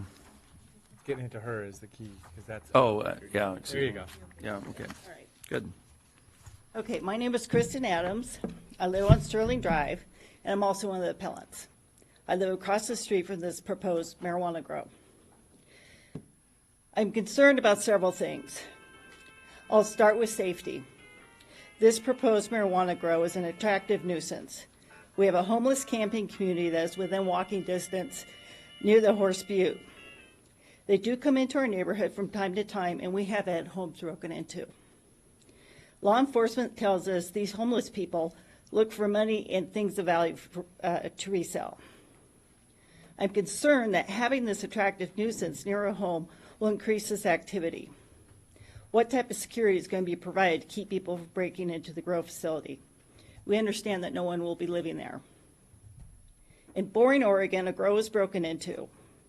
The thieves used wire cutters to get through the barbed wire fencing and then used sledgehammers to break through the steel building. I'm worried about crimes against the grow may seep into my neighborhood. Harmonious. In DCC 18.124.060, the approval of a site plan is based on several things. Of these are a safe environment, and the proposed development shall relate harmoniously to the natural environment and existing development. How does a federally illegal marijuana grow fit harmoniously with a residential neighborhood and provide a safe environment for my family and my neighbors?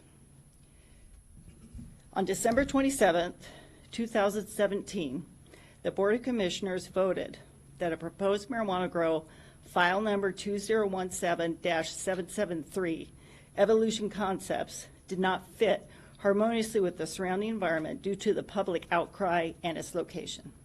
The permit was denied. Finally, character of the applicant. In May, my husband and I, plus several of our neighbors, got a very strange letter in the mail from the applicant, Tommy Nimsow. And those are the copies that I gave you.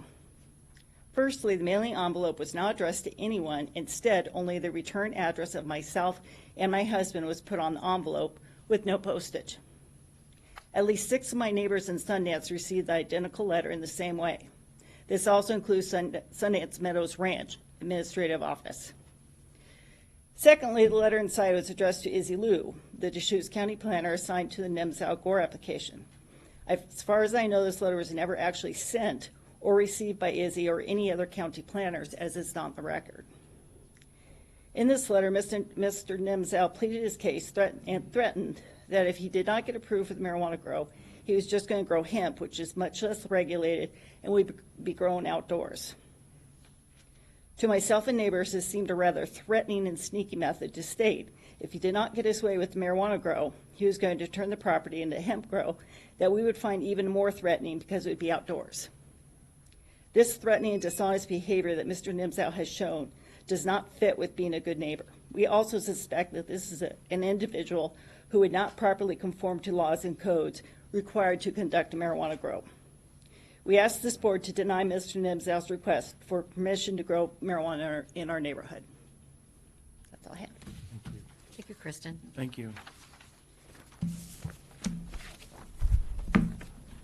Next is Mark Bilton Smith, and then Norm Sundholm.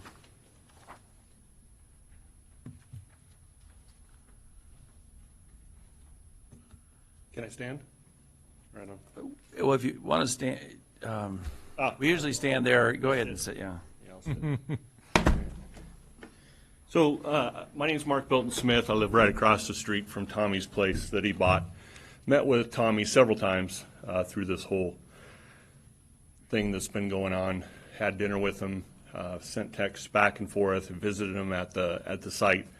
So on and so forth. Seems like a good kid, and so on and so forth. But I just wanted to make some clarifying things here to what's been said. I wrote like 3 pages. I was going to give a little speech, but instead I'd like to make some clarifications. One, obviously I live across the street. Have a 12-year-old daughter and a 14-year-old son. Live next to Kelly and their kids. Our kids play. Live next to Keith, his wife, and gotten to know Jeff and pretty good friends with Jeff now as well. The general public is allowed in the facility in what we call or claiming to be a youth center. Ron has invited us over several times. We have friends over there that invite my kids over to swim on a regular basis, at least once a week, I would say, and my son fishes at their pond quite often. It's got some good fish in there, and it's hard to find in the county. At least good places to go catch fish easily. So I wanted to clarify the general public is allowed under as guests. So there is now 1,200 petitioners. I'm the one who put out the petition, and I can give you guys an update on that as far as the updated petitioners. This is the one that stumps me. There's all kinds of places to grow marijuana in this town. I'm not against Tommy for growing marijuana. This is the obvious wrong place to be doing it. It's been pretty emotional. I've offered Tommy full price to buy his property back. He's denied it. Showed him a couple of places that are approved for marijuana buying. So I'll offer it to you again. I'll buy your property for full price. Testified to the board, please. All right. So justified to who, sorry? You're testifying to the board. Oh, sorry. So I've offered him full price. I wanted you guys to know that, and I'm sure he won't deny it. He'd said he'll sell it to me for $1 million, and I've got texts to prove it. He bought it for $200,000. So I think that would resolve the whole issue. And again, I'll be happy to put that cash down in a week if everybody would like. And I don't mean to be, I'm just saying that would be one resolution to the issue. Let's see. The other thing is I moved here 2 years ago to retire and work here to provide my kids with an awesome place to live. I've got 5, been through 3, done a pretty good job with them. My young ones, I brought them to this neighborhood to do what all these people are doing in here. Looks like most of them are older. And this is where I wanted to retire. I'm not going to retire across the street from this guy's place if he builds a marijuana farm. It just wouldn't work out for me. So besides that, I'm here to support the fact that there is a youth facility right there within 300 feet of his property.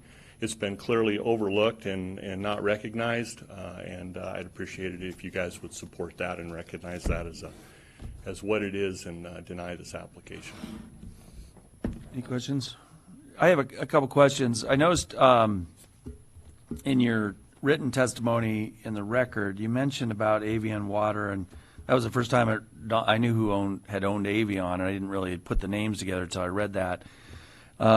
So you called it a conflict of interest that Avion sold the property and now is offering to do the water. Do you know of anything that substantiates that was part of the deal, that we would get you water if you buy this lot, or anything of that kind? I'm sorry, you're talking about my statement. I thought you were looking behind there. No, I'm talking about yours. I don't. I just find that quite peculiar. I've never, ever in my life seen a marijuana permit with what do they call it? You have to have a water source. What's it called? Yeah, we have to have proof of water, some kind of water source. Well, and from my understanding, it's not a public water source. Has there ever been a public water source license granted to a marijuana grow facility in Douglas County? That would be something to look up, because this has got to be a first. And secondly, it just happens to be the owner of Avion Water that sold the guy the property. Pretty obvious. Well, yeah, I don't know. Well, I'm just curious because you made that comment, and it is the first time that I think we've had somebody just saying that the water company will supply the water. Like I said, I asked about earlier, that usually it's a hauler, and I'm not saying it's wrong, I'm just. Yep. The other thing is, I saw the petition, and I was gonna ask you about it. So who are the 1,000 people? Are those people both in the Sundance Meadows, or the subdivision, and in the recreational area? Is that where, I notice there's lots of addresses out of state, so is that from people that? Unfortunately, there's not an easy way to put a petition out, so we did it online. I had used a source called change.org. It is a legal petition site in order to do that. Of course, a lot of the members in the subdivision, signed that. A lot of the members in Sundance Meadows signed that, and then there are random others out there that are out of state that just see the petition and they've signed Could it it be as well. your brother or sister that lives in Colorado or or Pennsylvania, or is it all people that have an interest in the property? So I would say probably 2 or 3, only because they have a personal interest in me. My brother did sign I'm not it. just meaning you, but could everybody have people they know sign it? I guess what I'm trying to. They could, but by all means, if we broke those down one by one, I guarantee you we've taken that petition apart, and there's no like families or friends or people like that signing the petition that I'm aware of. Like I said, I know my brother signed it. I know a friend of mine saw it who signed it, who saw it on Facebook. But across the board, no, I think these are just people who are actually affected by this particular permit. Yeah. Any other questions? No. Okay, thanks for your time. Yeah, thank you for reading my information. I appreciate it. Thank you, Mark. Next, Norm Sundholm and Brenda Stanton will be next after that. I'm Norm Sundholm. I'm a member of the board at Sundance Meadows Ranch. I've been asked by Dolores Schultz, who is the acting president of the board. She had a family emergency and wanted me to read the letter in response. Anyway, it starts out, my name is Dolores Schultz. This is her letter. I am the president of the board of directors of Sundance Meadows Ranch Incorporated. Thank you for hearing the appeal today by Keith and Kristen Adams on behalf of Sundance Meadows Ranch Incorporated and Sundance Subdivision. We are all united in this opposition to this proposed growth. Sundance Meadows Ranch Board of Directors originally summarized its opposition to the marijuana grow file number 247-18-000915-AD in a letter dated December 15th, 2018, now in the record. I'd like to reiterate and expand on this letter. Sundance Meadows is a member-owned recreational ranch with 517 active members representing roughly 1,500 people. Sundance Meadows Ranch Incorporated is a destination for member and guest recreation and activity, including their children. The location of the proposed marijuana grow is a very short distance due south of the key youth residential facilities of Sundance Meadows Ranch Incorporated, our pool and court area. We have a high volume of children and families that enjoy the use of these facilities during the vacation season.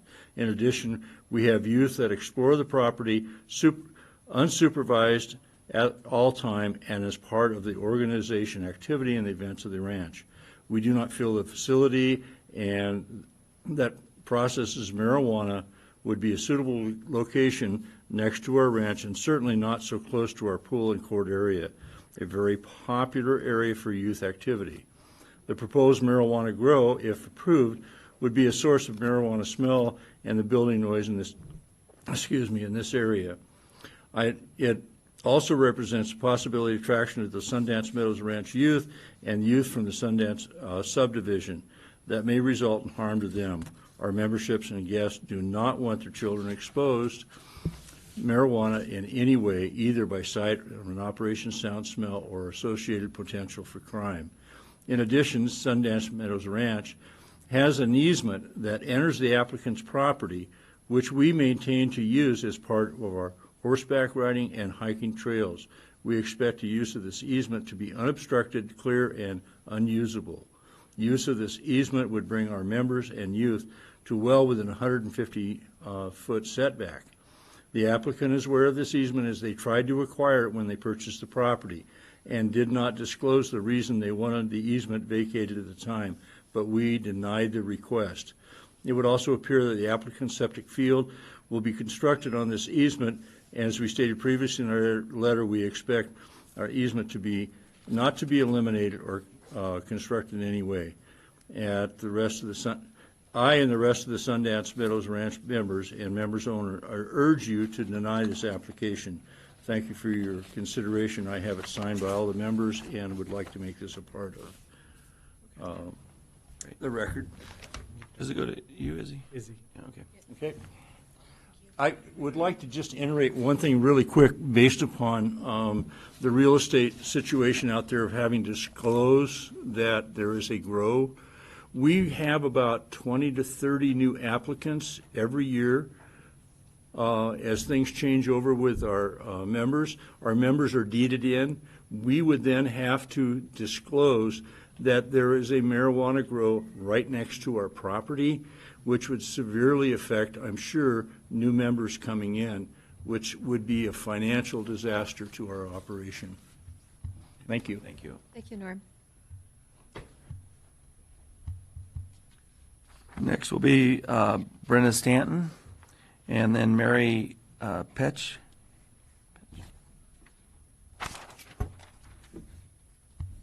I'm Brenda Stanton, and I've lived in Sundance for 21 years on the corner of Sterling and Calgary Drive, so it is near and dear to my heart.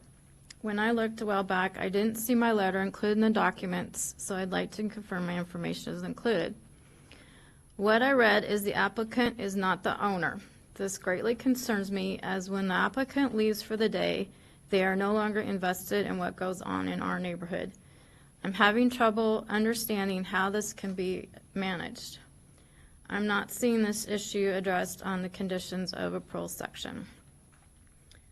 In addition, I had my home broken into a few years ago when all my windows and doors were locked, and there were break-ins both before and after my break-in. I know of at least 4 break-ins in the neighborhood. As a result, I had great difficulty sleeping for an extended period of time. When the need arose to contact the Deschutes County Sheriff, it takes a while for them to come out based on our neighborhood location. I know of several other neighbors that are greatly concerned with the potential increase in crime.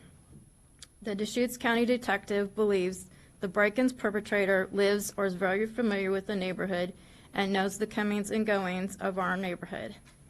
That's my concern for the potential of increased crime. Thank you for hearing me and your time. Thank you. Thank you very much. Are you in, on the map here that has I'm listed- outside of the area that you guys were in, so I didn't get initial notice. I heard from another neighbor, but I'm on the corner of Calgary Drive and Sterling, so I'm probably about a mile down the road. Okay. Something like that. Thank you, Brenda. Thank you. Okay, Mary Petch, and then Wendy Burkhart. She's probably here. Because the way she just said it. Okay. I'm Mary Petch. We've lived in Sundance for about almost 20 years. In Oregon, marijuana grows are legal. Strip clubs are legal. There's a place for each. You wouldn't cite a strip club next to a school, and you should never have a commercial marijuana grow in a small residential neighborhood like ours. So I'm asking you to deny this petition. Thank you. Thank you, Thank Mary. you. Next is Wendy Burkhart, and then Deborah Lee.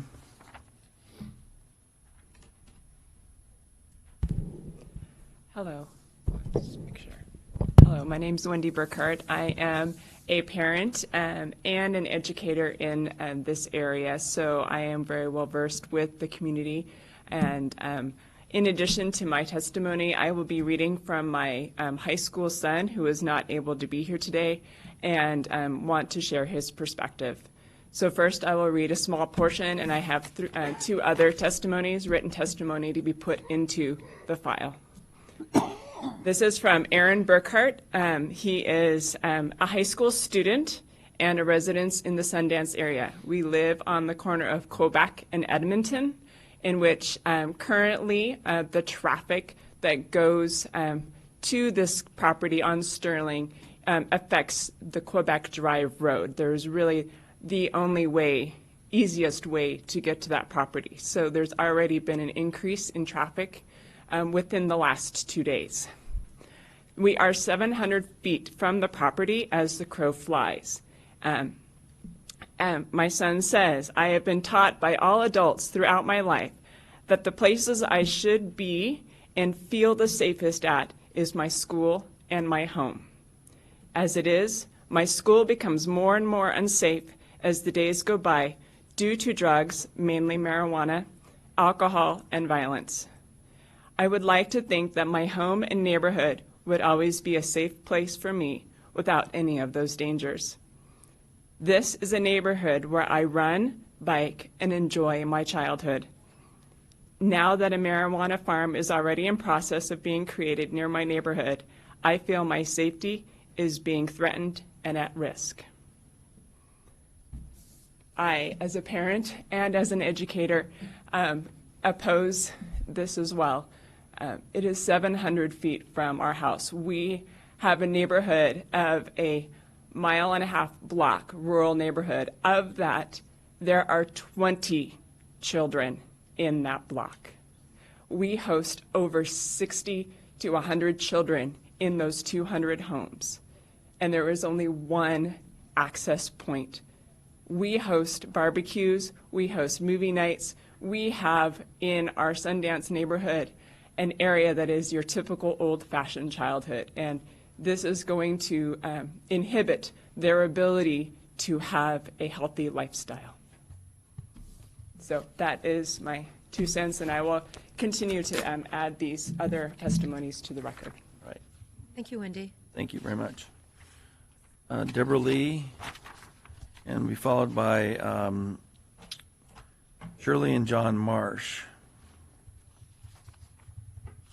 And if there's anybody that hasn't filled out a form, we're getting down to the last few here. They're up here on this table. So if you want to fill one out and give them to Sharon, we'll put you on the list of people to speak. Good afternoon, Commissioners. My name is Deborah Lee. I live in the Sundance neighborhood. I represent myself, my 2 adult children who are at work, and my neighbor, Marion Frostinson. I've heard that the Sundance Meadows easement over this marijuana grow property is an egress for Sundance Meadows, but my understanding is it's also an egress for Sundance in an emergency situation. At the corner yesterday of Calgary and Sweetgrass, there were children outside with a lemonade stand, and all of the traffic for this marijuana grow would go right past their lemonade stand. The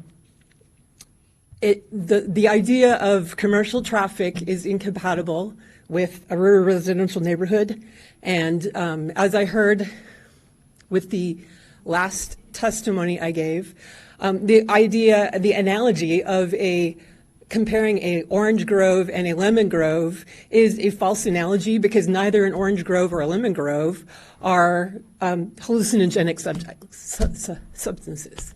So thank you very much for your time. Thank you, Deborah. Shirley and John Marsh, and they'll be followed by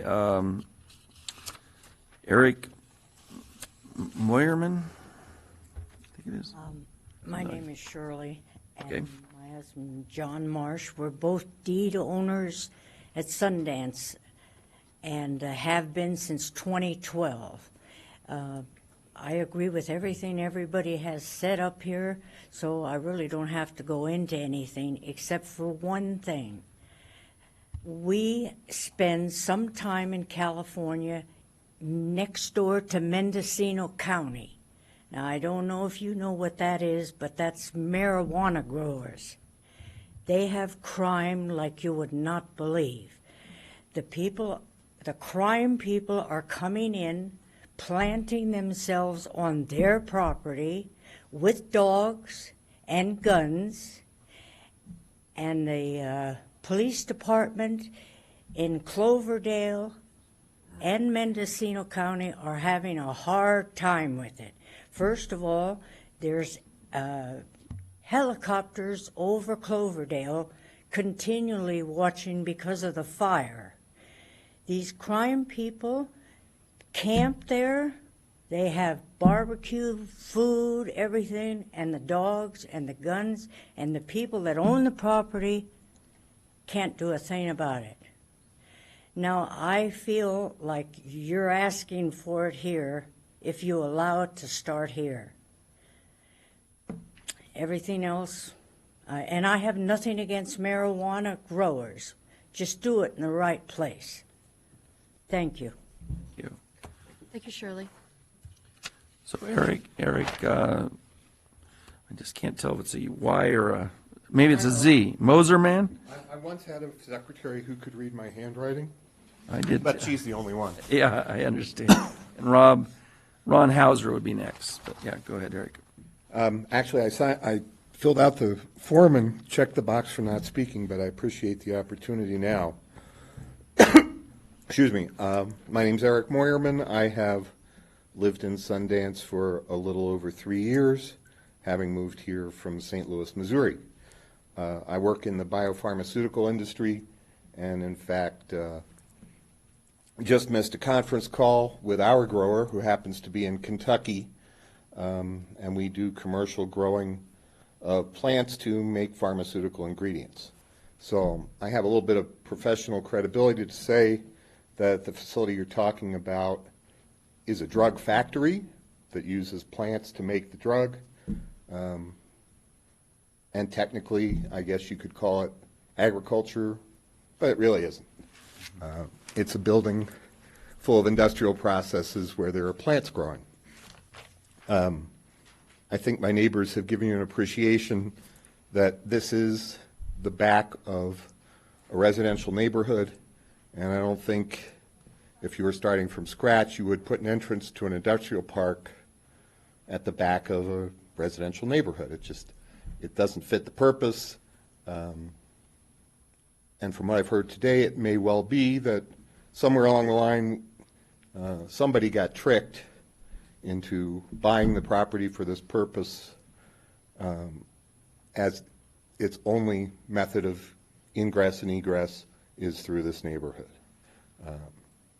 If it could be accessed from, say, Arnold Market through a secure corridor that didn't affect the appropriate or the adjacent properties, it might make sense. But it's just a coincidence that this property has a border with a residential neighborhood, and now it's taking advantage of that to get entrance and egress. And that's about it. Thank you. Okay. Thank you.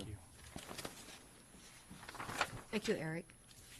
And I think the last one I've got is Ron Hauser. If anybody else thinks they're signed up to speak, I don't believe I have your request to speak here, so you'll want to fill it out, the blue sheet over there. But Ron, you're the last one.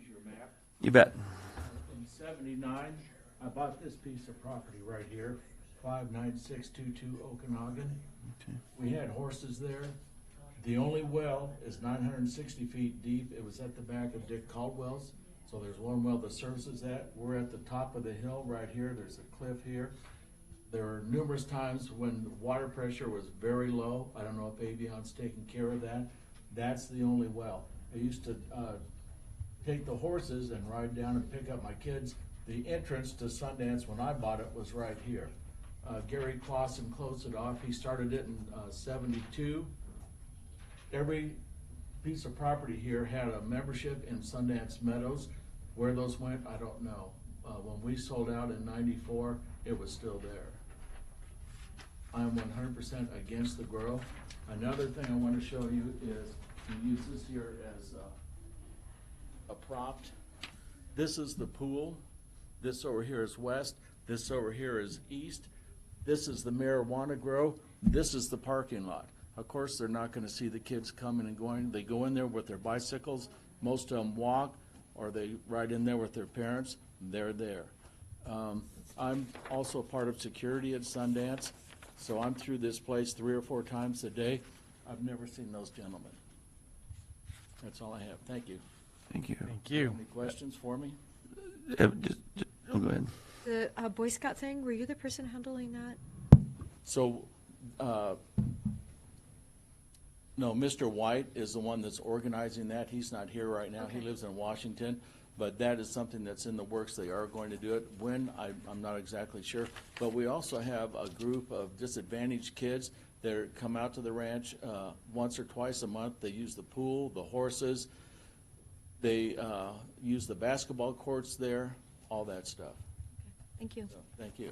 All right, just so I'm clear, were you saying that the building basically hides people or 100%. screens out people coming in using the pool? Right. Is what He's over here, like right there. Yeah. The parking lot is here. So he's not going to see anybody coming or going. Okay, thanks. Right. Thank you. We have another request to speak from Pam Fredrickson. Yeah, sorry, maybe I turned it in and I didn't have it, but. Okay. And if anybody else wants to speak, this is the last one I have here, so. Okay. My name is Pam Fredrickson. I live on 60040 Sterling Drive. When we first moved out there, it was the most beautiful place. It still is. You can't hear anything. Very quiet. There's probably at least 10 to 15 people every day walk down that street with their dogs back and forth. And the school bus is right on Sterling and Sweetgrass. He stops there and picks up the kids. And I see them all on Sterling. The kids are waiting for the bus there in the morning. And it's so quiet. We have probably 5 houses down the end of our road. We never hardly see any cars at all. All of a sudden, here comes the trucks. The trucks, the trucks, the trucks, and their trailers, and the noise, and the smoke from their exhaust. We knew what was going on as soon as we saw the trucks. There was probably 15 trucks a day with their trailers dumping their gravel.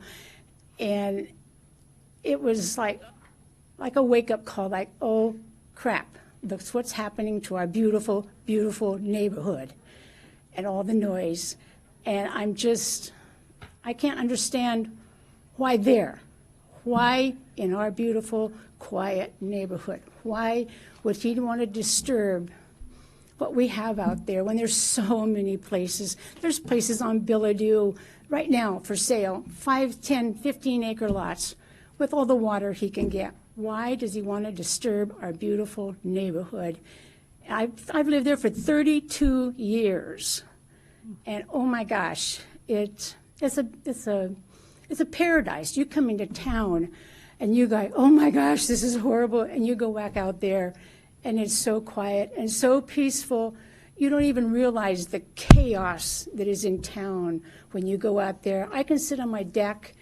I can hear nothing except the quail chirping out there. I have a couple horses, and we used to go riding up there where Wick had his house, and he blocked our road off. He blocked our horse trail off because he didn't want people riding up beside his property. He cut down trees, he put boulders, and we told him this is an easement, and an easement goes down to Sundance. He said, no, you're not riding on my property anymore. So we had to go around, and we went down the road that goes down to the swimming pool, and we would ride on the ranch down there and stuff. And it was just, I'm just so disturbed that our beautiful neighborhood is going to be so noisy now. I'm afraid of the lights that are going to be there, the traffic, how many people are going to work there, how many cars, where are they going to park? All this stuff is just going to be so commotional now. We're not going to have a quiet, peaceful neighborhood that we had. And I'm sad. I'm just really sad that this is, I just oppose this so much. You just can't believe it. So, thank you. Were you, I had a question. Were you referring to the trucks that are coming as related to this grow? They're bringing gravel for the grow, or is that something else? They were making the road. They were coming into Sweetgrass, turning on Sterling. We're right on the corner of Sterling and Sweetgrass. Yep. and we have a horse corral. We're on the east side of Sterling, and they were coming down that road, the trucks, and while they were making the road, and that gave us the first light. We had got the information in the mail that this might happen, but we didn't know when. But as soon as we saw the trucks, we knew that. So this has already taken place in preparation for this production? Yeah. facility. Oh, yeah, the road is still there. He's got it blocked off there, and it says no trespassing. But, yeah, it's a shame. It's a shame. 32 years. I was born in Bend. My parents were born in Bend. My grandparents were born in Bend. And, oh, my gosh, it's crazy. Thank you. Thank you. So I think that completes the oral testimony. So I'd propose that we would close the oral testimony and then discuss now, leaving the written record open. The applicant, I believe, does have the opportunity for rebuttal. Oh, that's right, yeah. So, sorry about that. So the applicant can come back and rebuttal on any of the subjects that were raised.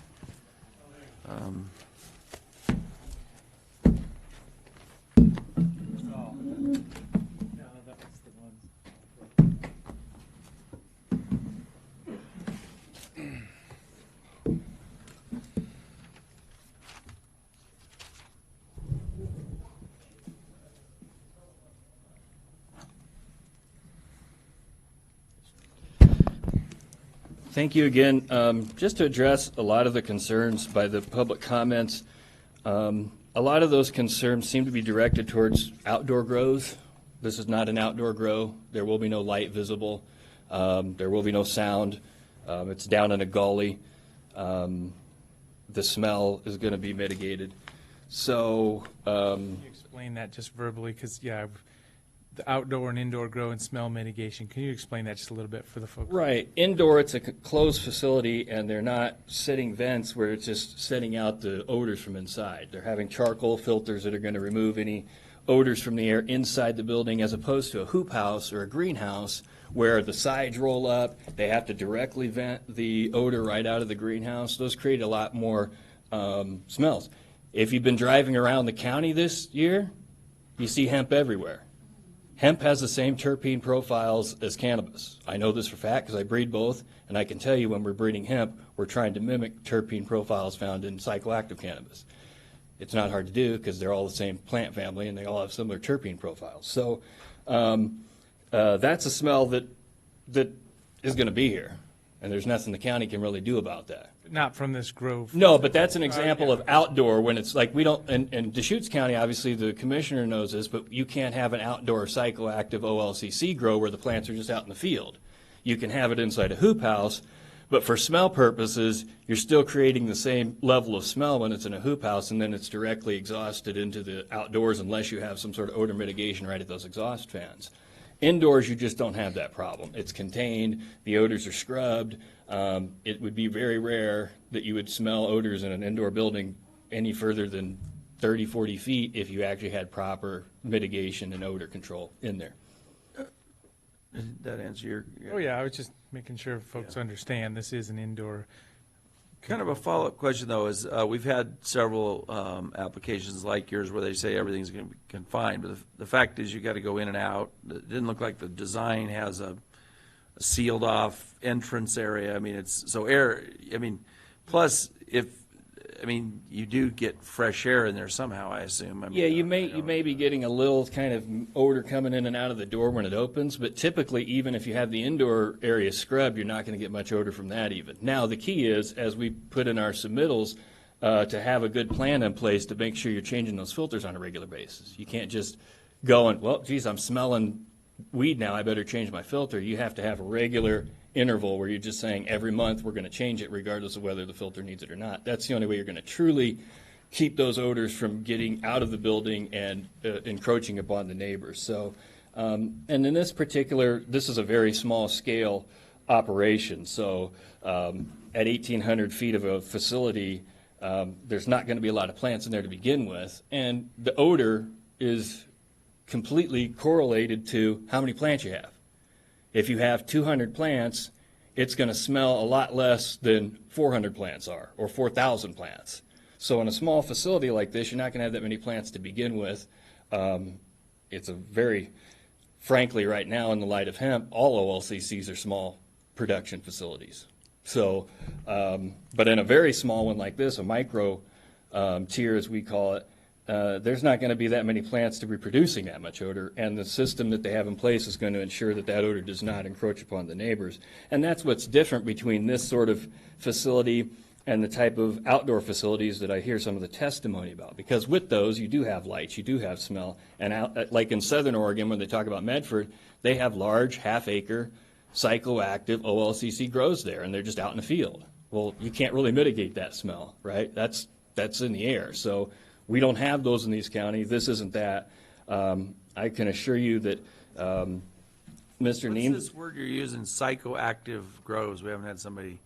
Are you trying to distinguish that from hemp? As a cannabis breeder, I look at cannabis in two forms. You have non-psychoactive hemp, and you have psychoactive cannabis or medical marijuana. Or recreational marijuana. So whichever you prefer to call it, right? ITHC, you're calling psychoactive cannabis, and you're calling the hemp CBD products non-psychoactive. Okay. That's because by law they have to be non-psychoactive. It's a new term for us. Yes. Okay.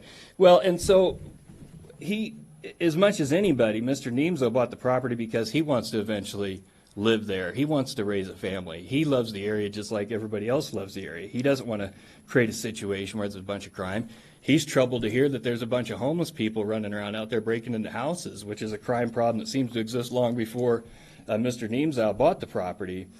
These are things that concern him too. He's going to be the only person at the facility pretty much all the time. There may be 2 or 3 or 1 or 2 people hired during harvest, but even then, a small facility like this, the reason you do this is to reduce your actual costs for your labor. And in a small facility like this, Mr. Neemzo can pretty much run it himself. There may be occasion during harvest where he might have 1 or 2 extra people there helping him, but never be more than that. So once again, it's not creating any more traffic than your common residential home in the area. The trucks that they were referring to deals with a road he put in. There are actually 3 different easements on this property. The one that they're referring to that deals with the horses, the other access is up here. There was one that come across here into the rest of the WIC revocable trust property. And then there's one that's a fence here and a fence here that kind of runs along here. Mr. Neemzo got a new driveway permit so he doesn't have to go through any of those easements, and it's just a better direct route to the building site here. So he's not accessing the property through any easements. He's accessing it through a new driveway. That's the trucks that were bringing gravel to put the new driveway in. So, and that's whether you're building a house or a shop or a horse corral or whatever, you're going to have construction equipment. So he hopes to minimize it. I was going to say, can I say one thing to address your question as well? So on the layout of the building, the front door is actually, it opens into an open workspace. So the way that the building's laid out, in the rooms that you see, it's all separated into different rooms, into different stages. The actual facility, you walk in the front door, and there's no plants in the main room. It's just an open room. So actually, that whole room will be, it won't have odor in it, basically. So whenever you open the door, it won't really be an issue. So I just wanted to say that. And just on that issue too, one of the issues raised by counsel for the appellant involved the 800-foot facility and then claiming it was changed a few times. I think the only change that has been made, it's an 800 square foot facility, an 1,800 square foot facility. I think 1,200 is going to be designated for mature canopy space, which is more of an OLCC thing. They need to know how much mature canopy space you're having. The rest is set up for veg, curing, storage, security room, and I think at one point he split a room was the only change he made. He cut a room in half. He hasn't changed the size of the building or anything. The reference was to the site plan. There had been 4 site plans, which I took to mean not the building layout, but the moving of. We moved it one time, we moved it back 15 feet just so that we accounted for that 150 feet off of the property line. So we moved it to 151. It was at 135, I believe, so it's like 16 feet back. For the property just line for the setbacks. property line. But that's the only movement that we've done. So, And in regard to, the biggest issue to me that's raised that needs addressing is the Youth Activity Center. And I hear lots of testimony that there's children there, that they use the pool, that they use the tennis courts. But unlike the 4-H case, I don't see anything where there's a regularly weekly scheduled meeting where it's known that the youth are going to be there at any particular time. What it looks like is the people who own memberships in it come and camp and their kids use the facilities. I don't see this any differently if I had a ranch and I had 900 acres and I had 10 kids and I had a swimming pool and I had a tennis court and they regularly used it every day. I don't see how the county commission can rule that to be a youth activity center under, at least as far as I followed the making of the original ordinance. That didn't seem to be the intent of the county commissioners when they said they don't want this near youth activity centers. Because otherwise, if you read it as broadly as the appellant wants you to read it, that includes any house that has a child.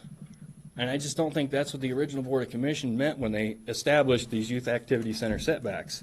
So, and I think it's clearly distinguishable between the 4-H case, where there was regularly scheduled meetings and they were allowing public people to come to the property. In this case, to come to the property, you have to be a member or a guest of the member. That'd be no different than my private property. If I want to bring 30 kids to my house and swim, I don't see how I can then call that a youth activity center because my kid had a birthday party. So I just don't think, I think if we interpret it too broadly, I think you're going to end up encompassing pretty much every property of which the owners of the property have a child on the property. So I just don't think that was the intent, and I don't think we need to be reading it that broadly. I addressed the access issue. And really, the only other thing is that some see it as a threat, but the reality is I have to consult my clients about what to do in the event that their OLCC application and land use application is denied. And how can they use their property? It's not coincidence that you see a bunch of hemp farms in the county. It's something I've been working on for 30 years. So the reality is if people aren't allowed to use their property for an OLCC grow, which is highly regulated, which has security cameras, criminals usually don't like to go to places and rob them where they have security cameras. They usually like to hit places that don't have security cameras, like illegal grows or medical marijuana grows. OLCC grows are almost as secure as the banks in town.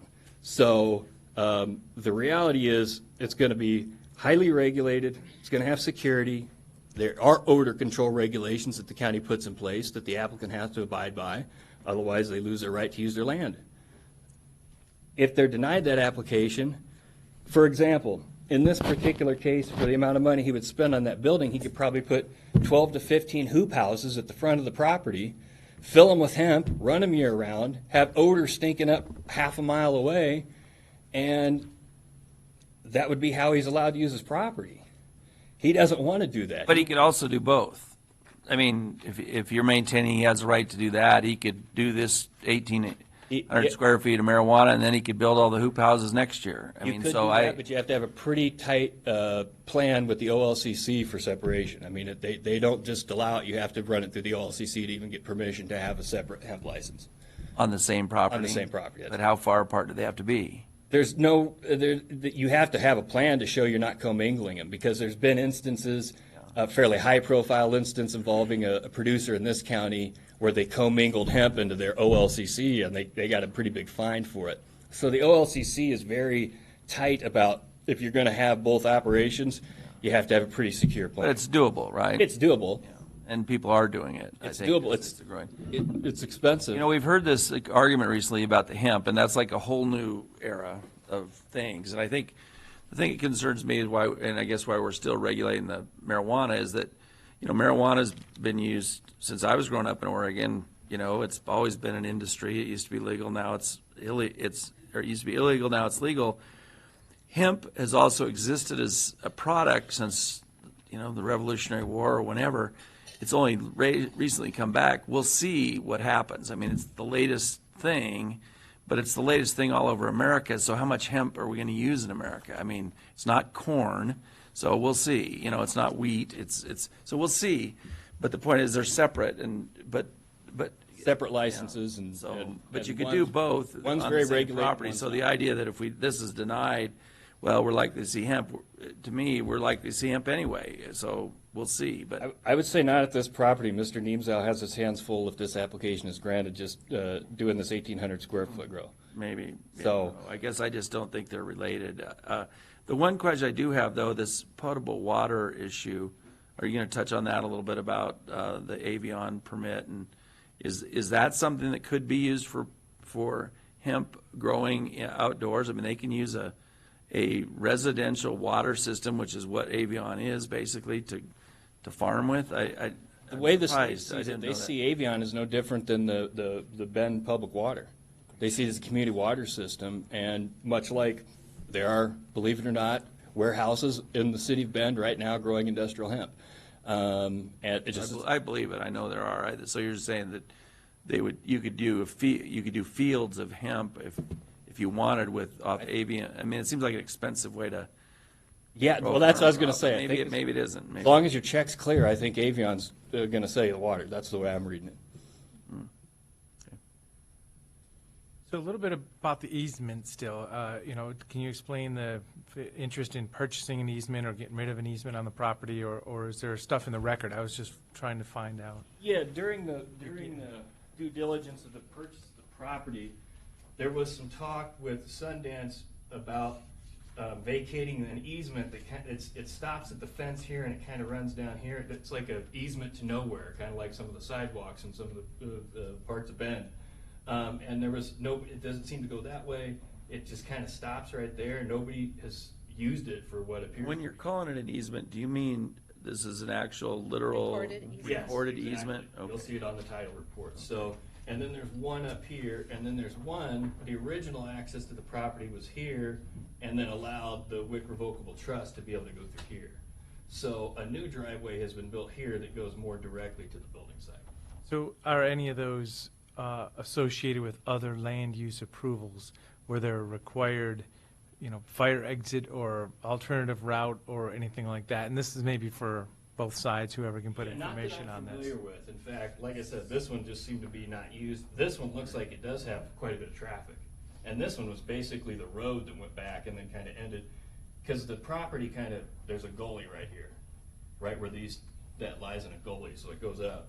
And the road kind of ended here and didn't have tracks going back there, but Mr. Neemsau did not want to interrupt anybody's use of the easement, so he put a separate driveway for the proposed building. So as I say, this could be for the written record in the future. Is there, you know, property owners, north, south, east, or west, that are relying on that officially for any, you know, access? Not that I'm aware of. Because there sounds like there's quite a bit of history about the parcelization as it's happened. So Well, so who's the holder? It was a fire access for the neighborhood. so there's history there. Right. But what is it for today, and is somebody relying on it? That would be my question. Is there There's only the one. ranch or the properties? Is it Well, then is it prudent to have it? The question, There's other is questions. who's the holder of the easement? I mean, who's the easement granted to? When you create an easement, somebody holds that easement. Yeah, I think the north one goes to Sundance, the middle one goes to Sundance, and originally the Wick Revocable Trust, and then the south one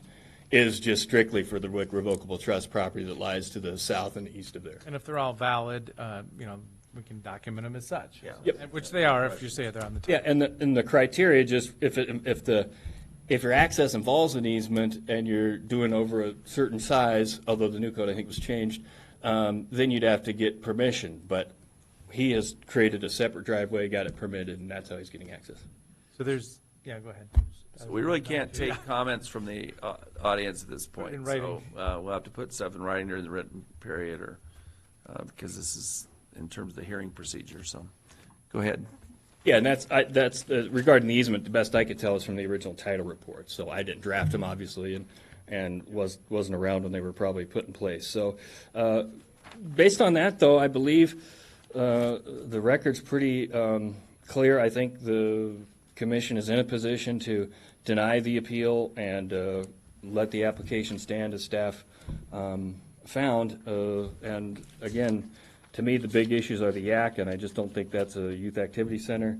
And certainly, we can try to provide any more information that the commission would like. We're certainly willing to leave the record open for as long as the commission needs to get information. I have a question. According to the application, the original owner is Gary and Lori Gore. That's correct. Nobody's mentioned them? That's Mr. Neemsau's parents. That's your parents, so your parents bought this for you? Yes. Okay. Just wondering. So there's also a suggestion of a fence, possibly either a better fence or fence improvements kind of between the recreation facility and this new building. Is that the first time you heard about that? Is that something that?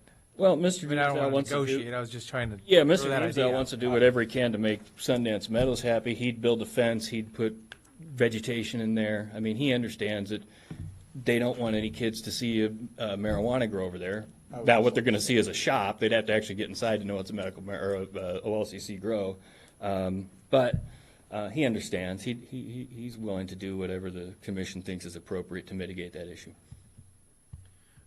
Just a caveat, this youth activity center discussion, has really been a matter of kind of case law, how it's evolved, and actually had a change of the board in the time, so it's evolved more.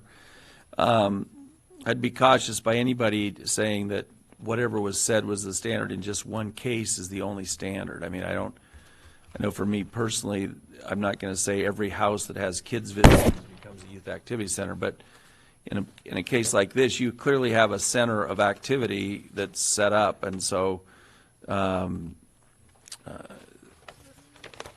it's not just organized, there's probably a variety of factors that would make it, in my mind, meet that test. And so it's not just, there were some comments about what has to be organized, activity has to be scheduled. I mean, that was one case. There's been several since then where we've discussed it. So any other questions on anything?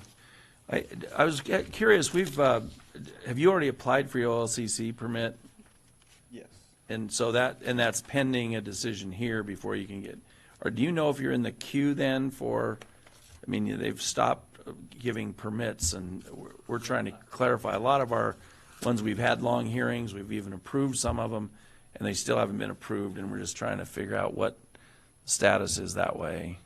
I think the OLCC is still trying to figure out what to do. They went on their listening tour after the marijuana lobby was able to get a bill passed to halt the production of production licenses. But what they find out when they actually go listen to retailers is that this whole 6-year supply of cannabis is kind of nonsense. It's a bunch of outdoor cannabis produced in Southern Oregon in large quantities that they really have no market for. If you go into any dispensary, if you talk to any dispensary owner, your average retail price for indoor flower is still $8 to $15. That's $2,000 to $3,000 to $4,000 a pound at wholesale. And I tell people, if you can't make money selling cannabis for $1,200 a pound, you need to get into a different business. So I think what you're going to find out is they're going to strongly consider whether they halt all production licenses, because they're finding out from the retailers that they're having trouble keeping fresh indoor cannabis, which is the flower that's the most marketable, in stock. And that's why their prices are so high. What's going to happen is we're going to see the prices go back up, and then consumers are going to stop going to dispensaries and go back to the black market or grow it themselves. And so I think the OLCC is considering whether to apply that moratorium on only outdoor productions, because they're hearing from retailers that there's still supply issues involving indoor flower. And so what will happen with that, I don't know. His queue would have came after the deadline date, but they haven't contacted us to let us know how those are going to be handled, because I think they're still trying to figure out how they're going to be handled. But I know several that have been in the queue since January of 2018, and they still haven't heard anybody. Yeah, and they still haven't heard anything. So it's Some that are not approved through OLCC. it's not a fast process. It could be 2-3 years by the time he hears from the OLCC in this matter. All right. Any other points you wanted to make on your rebuttal? No, thank you. Okay. Thanks for coming and testifying today and clarifying those issues. Izzy, what's our next step? So it's just- Now I guess we'll close the oral part of the hearing, so. So it sounds like the applicant has agreed to the open record period, so I just wanted to go over those dates one more time. So typically, it's a 21-day open record period, if that's if the board decides on. So the first 7 days is for new evidence and testimony. That deadline would be on July 31st. Electronic submittals are fine. We just ask that if it's going to be more than 20 pages, or if it's a document that can't be printed in black and white or just standard 8.5 by 11, that you submit hard copies. But that needs to be received on our server by 5 p.m. on that deadline, and I encourage everyone to grab one of the document submission guidelines. So that's for the first 7 days, new evidence and testimony. The next 7 days, the deadline would be on August 7th at 5 p.m., and that is for the rebuttal testimony. And again, rebuttal testimony is in response to the new information that was presented within that first seven-day period. And then the final 7 days, this is for the applicant's final argument. Deadline for that would be on August 14th at 5 p.m. Okay. Any questions? Is that acceptable, Commissioner Dare? Commissioner Bowden? Yes. So any of you in the audience, if you want to give additional written testimony, you have a 7-day period to do it. And then after that, people can just do rebuttal on new information that's supplied. So I think with that, we can end this hearing. The oral portion. Yeah. The written record will be open. Thank you. Thank you. Let's see. So we have a couple of executive things.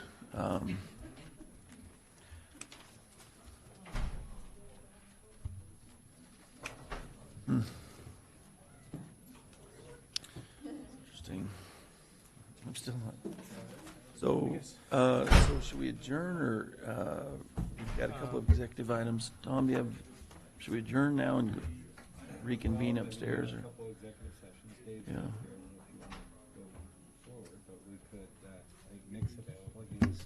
Yeah. Talk about the one, we could reconvene upstairs, or if you want to take a break, we could do that too, whatever you decide. Do we have any other items? I have a couple of things I wanted to talk about getting on the schedule for next Monday, if possible. I wanted to ask the other commissioners about it.